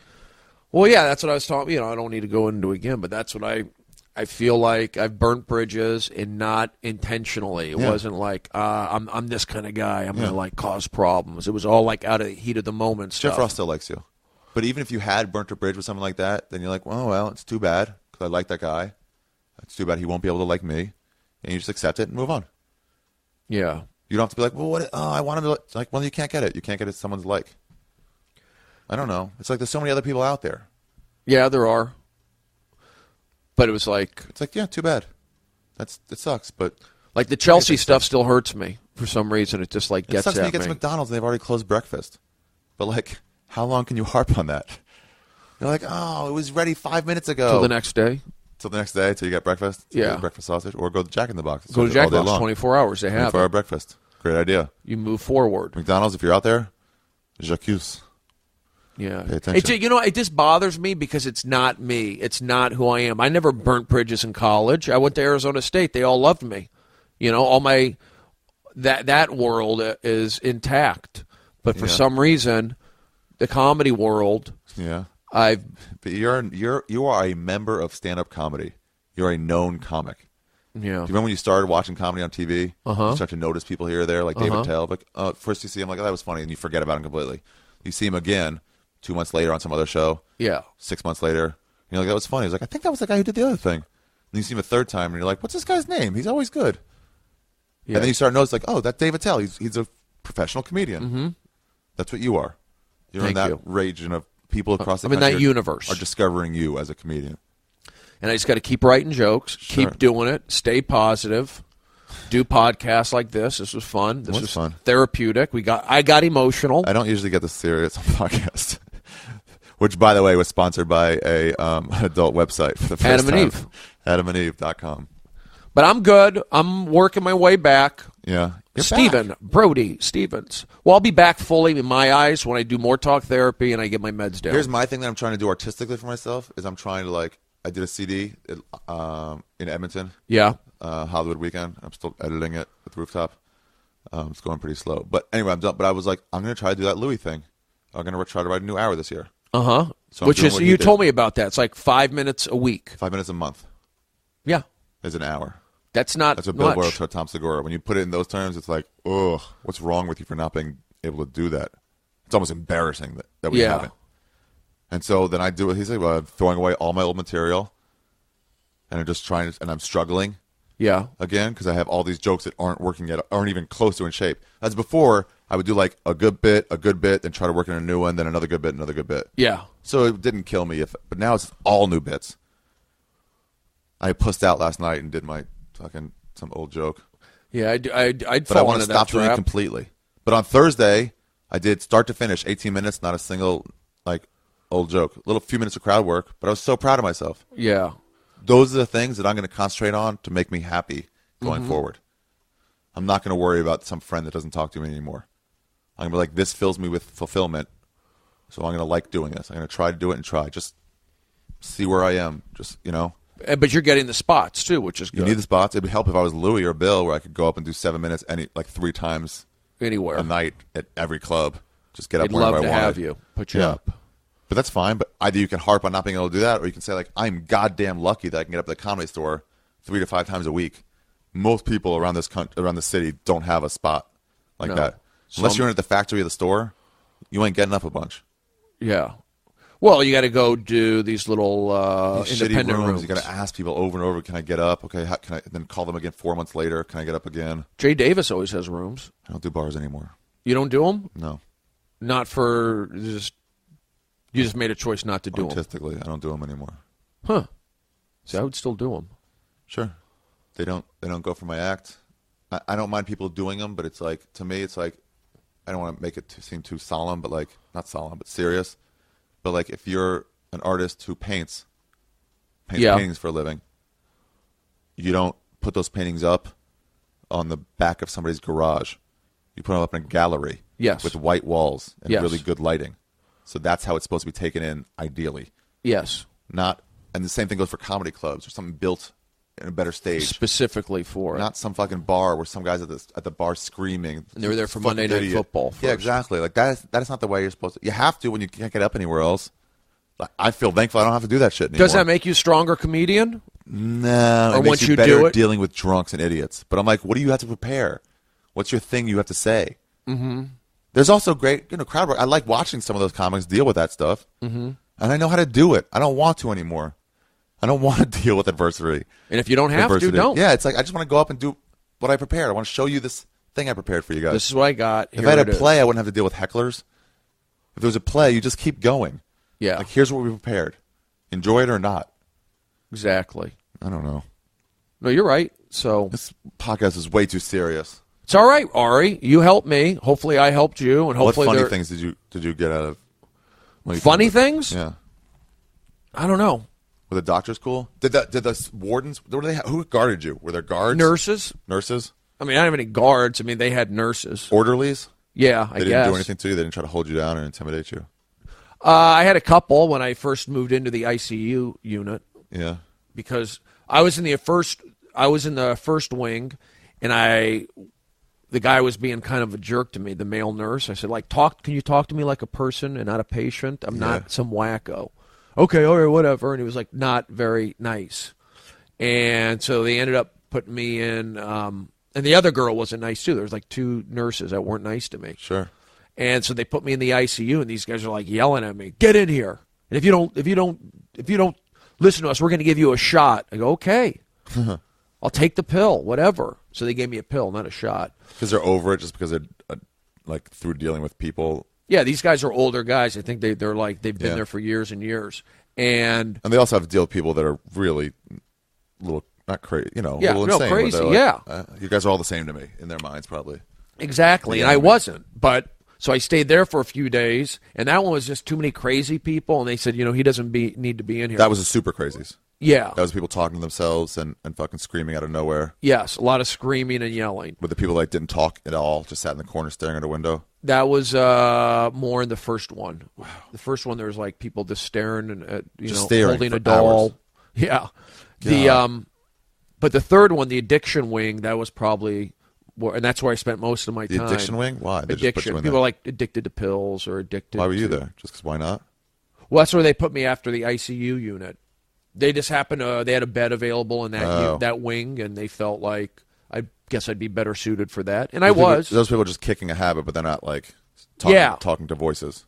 No, yeah, right. It wasn't any weird. I mean, one girl in there I knew was getting brain zaps, shock treatment. Yeah, they still do that. Yeah. What? Variations of it, yeah. Zap the brain. Electrical shock therapy, whatever that's called, EST. Yeah, something like that. I knew I just needed to. Yeah, I was fine. I took it as a rehab. No pot, no alcohol, no internet. Just kind of let it all go out of my system. But they put me on these meds. That was the trade-off. Yeah. They put me on meds, and I felt, and I lost a lot of weight, got down to 184 pounds, or 187 pounds. It felt good to be leaned out, but I wasn't taking protein and I wasn't exercising, so that's why my weight went down. But at the end of the day, I did it, and a lot of people have been in there. A lot of people have come up to me and go, "Brody, I was in a hospital, or they took me away, or a lot of people go in there for trying to commit suicide, or getting violent." Yeah. I was on Twitter. This is something new. So they didn't know how to deal with it. I think there's some of that because it was a social media. I remember Rath going and who helped you a lot. Yes, Dave Rath helped me a lot. Yeah, that's another guy you were like, "Fuck you." Yeah. But and he's totally cool with it. Yes, we've made up. But he was he needs to sort of be isolated for a minute, and then he was like, "How is he getting cell phones? Who is letting him make phone calls out? Who's giving him Twitter? Why aren't they watching him?" That's why I feel like I didn't hit my landing. If I didn't put those extra photos of me, because people saw me handcuffed at Starbucks, and it's part of a bit. But then they saw me. I said, "Take some pictures of me in the hospital." That's when people said, "Oh, this is real. This is serious." Yeah. But again, going on record, not suicidal, not homicidal. I was just more doing my comedy, kind of. I was in the moment. It's like Me yelling at Don Barris at the Comedy Store. I've had like 10 screaming matches with Don Barris at the Comedy Store. Yeah. That's what kind of was happening. I was in one of those. I don't want to get into like, too much of like what happened to you mentally. Why not? We've been. I feel like you've talked about it before on the have. podcast. If you want, look on Brody Stevens. On just would you search for your name? Like, could you just search on like iTunes on podcasts? Yeah, I've been on a bunch of podcasts, but. Someone's. I'm just going to get it out of my system. I'm more interested in like what was happening at that place. At the hospital? Yeah, because I've never really been in one, so it was like interesting to me to hear about those things. 3 square meals. Wow. Electric bed. It really is like a vacation, huh? That's what it was. It's like you can't go anywhere, so don't even think about it. Just enjoy enjoy the silence. That's what I did. And I watched TV. I watched the Little League World Series. I would read magazines. I would journal. And it's pretty much all I do here. Just stay in my apartment for like 3 days at a time. I'm allowed to leave, but I'm like, eh. Yeah, it was like that. I was just had my own peace and quiet. And when I got out, I felt fine. And I've been feeling fine ever since. I've been out for months. I'm glad you're back. And I'm not back just yet. Fully. I won't say I'm fully back until I get my meds down to a maintenance level. And that's the goal. So I want to get my meds at a maintenance level. Still makes you tired now? Yeah, I sleep like 11 hours a day. Wow, that sounds fun. I mean, it feels good, but it's so wrong. You can't. You're 11 hours. 11 hours, your day's shot already. You're like, what? I could see 9 hours at the most, 10 maybe, but 11 only if you haven't gotten any sleep for a couple of days. The worst side effect for me was, I forget what it's called, not Wellbutrin. But it was some small, like not famous pill. But it gave me hyperphagia, which was the ability to eat endlessly and never feel full. That's what I got. Did you really? Yes. These pills make you eat a lot. Yeah. Like I can eat for 3 hours. I could just keep eating. Oh, I can't tell you how many times since I've been out of the hospital since September, how many times I've gone to Wendy's at 2:30 in the morning after I ate at 10:30 or 11. Subway at 10:30 or 11, a full sandwich. Like I'm still hungry. Yeah. So that's never feel satiated. Yeah, and that's also a side effect of these 2 meds. They're eating, and I've gained weight in my stomach. I'm like 211 pounds, but I've been able to keep my weight down. You hold it pretty well. With hiking. Yeah, with hiking and riding the bike and all that stuff, I've been able to maintain my weight. But it is about diet. And, my diet's been crappy. I had to tell myself, like, hey, idiot, aren't 5 plates of spaghetti enough? Yeah. Maybe we should stop now. And you also have sugar cravings. I'll go to 7-Eleven, peanut M&Ms, regular M&Ms. I still do that. That's just pot. Well, this isn't from, I guess pot does give you the munchies, but this is from the meds. Pills, yeah. I mean, people have gained 30, 40 pounds on it. But again, I'm on the way back, and hopefully I just won't, get too much in my head and feel like I'm upsetting people and that sort of thing. Because I've done a lot of good work in my since the year 2000. Yeah. Show up on time. I'm responsible. I'm not fighting with strangers. You're not fighting with strangers? When I'm off my Lexapro, I did. But Dice would tell me about fights he would get into all the time. Dice is already like getting in arguments with people like El Pollo Loco or on Venice Beach. He would talk about that. I've seen Rogan upset with people. With Dice, it's more like, I'm going to fuck with him in order to show my friends how I'm fucking with him. But sometimes it wasn't. But those things, just because it's Dice, it doesn't mean he was right. Right. You're like, Dice, you're making everybody uncomfortable here. Not only that stranger who you just picked on for no reason. Yeah. You're making us uncomfortable. You're around it. I've seen it with a lot of comics. Yeah. Where I'm like, it's not a joke. You're just raging, and no one's cool with it. Yeah. It's antisocial behavior. Yeah. And we, as social people, try to put an end to that kind of stuff. Uh-huh. You can be antisocial and stay at home all day, but not when you're out in public. You can't start screaming at people. Yeah, I did that, and there you go. I would have loved to have seen you yelling at that guy at Starbucks. Wasn't that bad. Oh, they do have fleshlights at Adam and Eve. Male masturbators? They have. Can you send me the link? Yes. Yeah, they have fleshlights. $69? 69.95, yeah. But with the Ari discount. A fleshlight ice mouth. Classic jock ass. Oh, jackass fleshlight. Oh, that's supposed to be like butt? Anal area? That one's cheaper. Fleshlight mouth. Well, it's smaller. Sex and a candy lager. Anyway, it's there. And what's the deal you get? How much do you get? Probably 10% off. Get 50% off one item when you type Ari for That's the a great offer deal. code upon checkout. Yeah. I might be getting that just to help me get back in the game. Give me that Fleshlight. We'll even throw on free shipping on your order, so that's good. So it's nothing extra. I'd like a Fleshlight anal and mouth, please. For when I'm feeling particularly frisky. Yeah, anal and mouth. I've never gotten into it. I don't want to commit to that kind of level of depravity. That is kind of weird when you're buying devices to help. Yeah, you those things aren't masturbate. for everybody, but they are for some people. They are, and if you're one of these people, it's a good deal, I guess. But like, maybe if you're away from your wife or something, you're in the military. Sure, or if you're just like, I don't know, I beat off into a sock. Some people are like, why would you live in the dark ages like that? Make it feel nicer. Some people are lotion guys. Yeah, I'm a dry guy. I've been dry. I should be lotion. It does feel better when you lube it up. I go lotion on the road when they have that lotion thing, and I can just do it onto like napkins and leave it on the floor. You do? You leave it on the Someone will floor? pick it up. Ew, I don't want to touch it. You leave it on the floor for housekeeping? You know, there was this one episode of Stephen King, a short story, where I think in Monkey Shines. Uh-huh. But some... You were masturbating to Monkey Shines? No. I think that's what it was. But some housekeeper knew, like a Pulitzer Prize winning writer was staying in her place. Yeah. And so she saw where he beat off, and she would take it and shove it into her vagina so she could have a baby with a smart kid. Oh, God. With a smart father. So I'm letting the housekeepers have that kind of... I put them in the trash or flush it down the toilet. I'll put it in the trash a lot. That's what I'll do. But sometimes I do it in the socks and throw it on the floor and then forget to put Do Not Disturb when I go for radio in the morning. Yeah. And they come back and they're folded up and put over like and I'm like, oh, that was still wet. That was still moist. I felt That's bad a tough for the one. men. Yeah. That's a tough one. How is doing radio? Are you used to it, having to get up and do all that stuff? It's always weird to get your like energy up because it's morning, especially if you go to East Coast where you slept like 2 hours. Yeah. You get in at let's say you get in at 3 a.m. or even no matter what time I get in, but 3 a.m. there is like midnight here, and I don't go to sleep till 3 a.m. here, which means I'm not tired till 6 a.m. there. Yeah. And I got to wake up at 6:30 for radio. And then you have a show that night. Yeah, and then you got to take a nap again. That's why Saturday shows are usually better if there's radio involved. I take 5-hour energy if I need to get up. I do half one, but then I can't sleep afterwards. If you're only on radio for 30 minutes, now it's like, now I'm not going to sleep after this.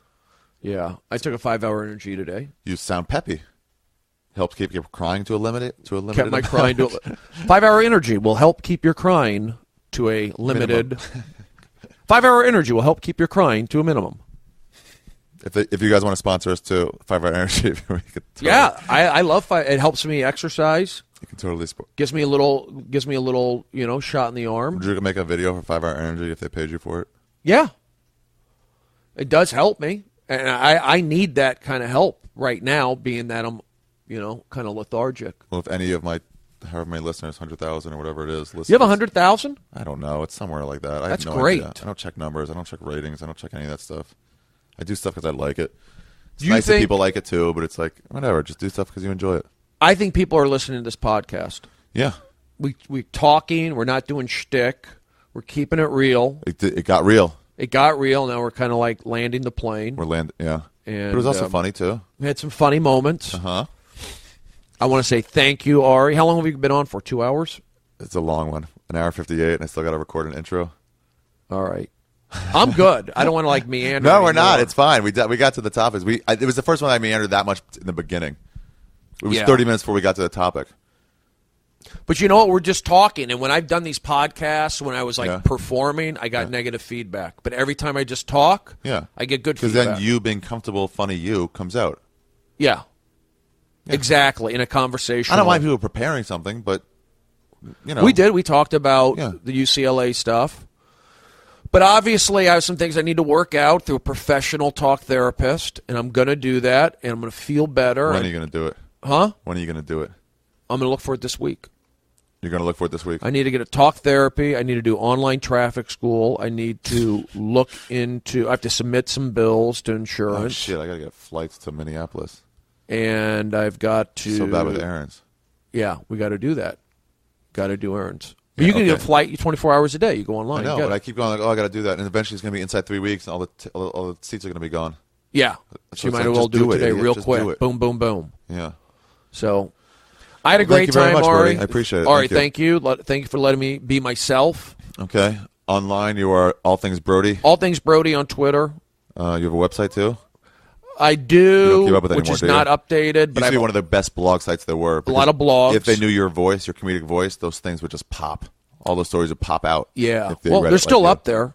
That's good. They're still relevant. You can go to Stephen Brody Stevens or BrodyStevens.com. Either one, it leads you to BrodyStevens.com, basically. And I have a lot of my old blogs up there, a lot of my archives. So if you want to just Stephen Brody Stevens. So if you just want to scan through and dig, there's some stuff there. You know, I have you as my cell phone ring right now. You do? Yeah. What does it say? Call me. I was recording sound bites of you in the back one day, trying to get a good cell phone ring. You want me to call you? Yeah, call me. I asked if you minded, and you said you didn't. So I just kept holding my phone up to the speakers. Okay, I'm going to call you. Yeah. I'm going to call Ari Shaffir right now. So every time, this will be in my pocket. It'll just come out. It makes people laugh. It makes Rogan laugh. Or really? Cliff laugh. Because they're like, what? Is that Brody? Okay. It says call. Here we go. It says call. The call is being made. I don't have to. Do I do anything on my end? Okay, I'm calling you. Calling mobile. Ari Shaffir. That's a cool little picture of me. It is. I like how it's not. Why are you making me struggle? Just laugh. Why are you making me struggle? Just laugh. Oh, it's. Why are you? Yeah, it's just a loop. It's just a ringtone. How'd you do that? That's Court laughing. Can you hear Court's laugh? Oh, okay. I remember that set. I held it right up. Yeah, you were just yelling at the crowd. And how do you do? You made that ringtone on your own? Yeah, I held it. Did voice memos. Held it up to the speaker. In the back on one of those shitty nothing nights. Yeah. You know, held the speaker. After a minute, you hadn't said anything like really cool. Like, don't fuck with me. I'm from Reseda. If I got a soundbite like that, I'd be like, cool, I got it. Yeah. But if nothing happened like that for a while, I'd stop, delete, start again. And if I got something, I'd stop right there and then trim the memo. Then I think send it to yourself or drag it to your iTunes. Then drag it out. Change it from an MP3 to an M4A. Just literally. This is just a quick edit. I actually looked, and it's M4R. M4R, not M4A. I was wrong. So, not way wrong, but wrong. All right. Back to your regularly scheduled programming. As you drag it from iTunes to your desktop, it'll say, like whatever you name it, Brody ringtone.mp3. You just change the P3 to 4A. Drag it back into iTunes, and when you sync up, it's now one of your ringtones. I need help with it. It seems pretty easy, but not once that you know easy. it seems but it's like you have to do it. I know I'm not good at that. It took me a while to get to learn how to do it. Man, I wish I could do that. It's fun. Then you get fun ringtones. But you have to you utilize your laptop with that. You have to load it into iTunes. Into iTunes, I think, yeah. I know you can take voice memos and put them in iTunes. Yeah.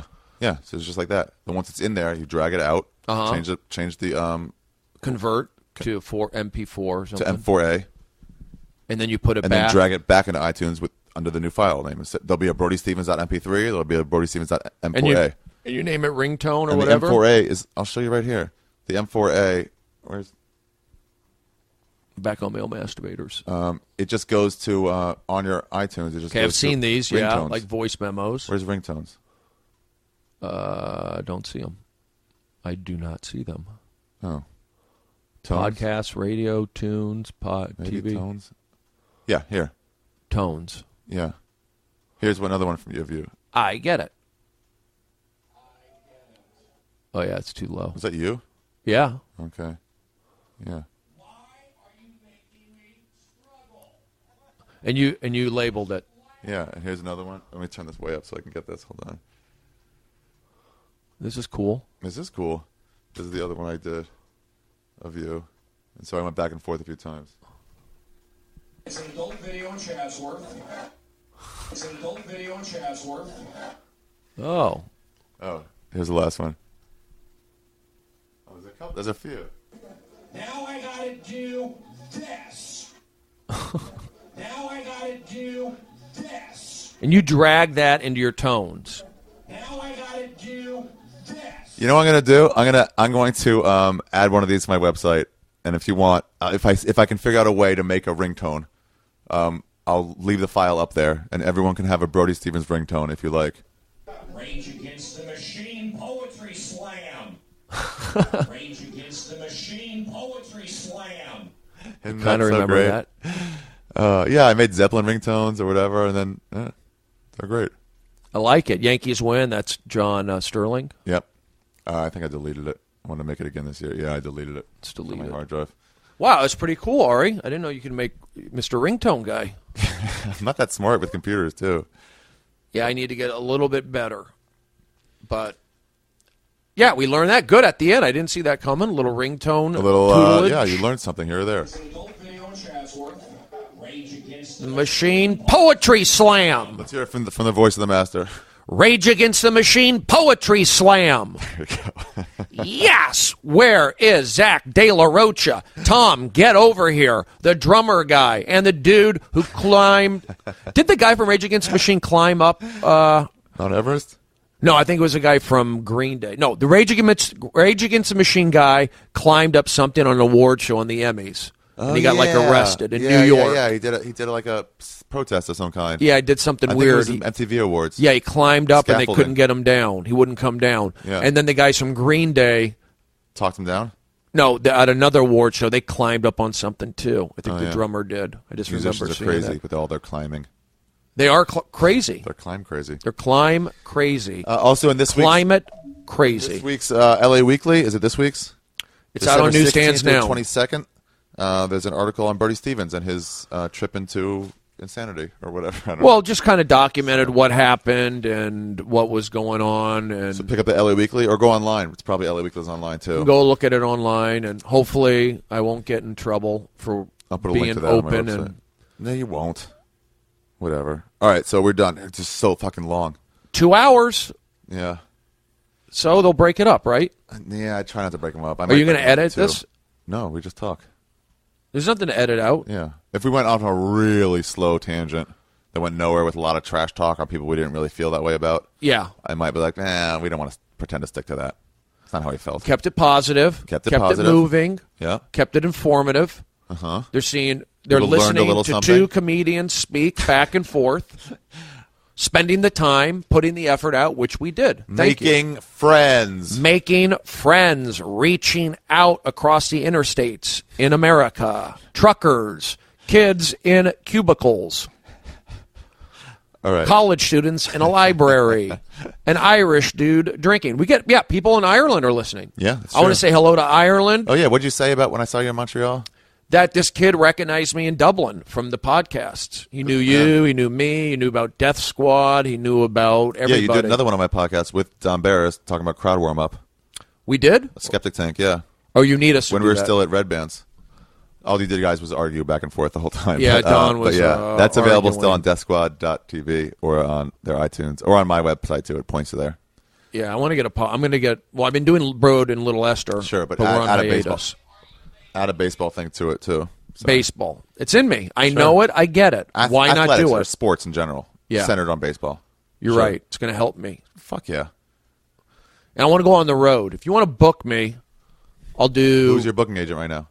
Say it right now. Andrew Skickney at the agency group has been booking me for festivals and road gigs. So Okay, call him. if you're interested, Andrew Skickney at theagencygroup.com, actually. Okay, perfect. So contact him if you want Brody at your festival. You want me doing 45 to an hour. I will do a Q&A. I will do a slideshow. I will do some web videos. And I'll do a meet and greet before. No, do them after. This is nice, bro. This is a very uplifting Yeah, and I'm self-helping. reliable. I don't miss flights. I won't get into. You don't have to worry about me flipping out. I do have references. You have references? Yeah, What kind of references? just people say, yeah, I've seen Brody the last 5 months, and he's Zach Galifianakis. He can Possibly speak for you. Zach. He's one of your friends. but Pretty high reference. just somebody who's seen me, like Jesus professional. of Hollywood. You're gonna phone. You're gonna text. I took it off mute so I could show you what the ringtone was. Okay. So I do have references if you need that. Nobody needs references. Brody, Stevens, Positive Energy, all things Brody on Twitter. Doing great. I'm going to say good night, Ari. Thank you very much. Bye, guys.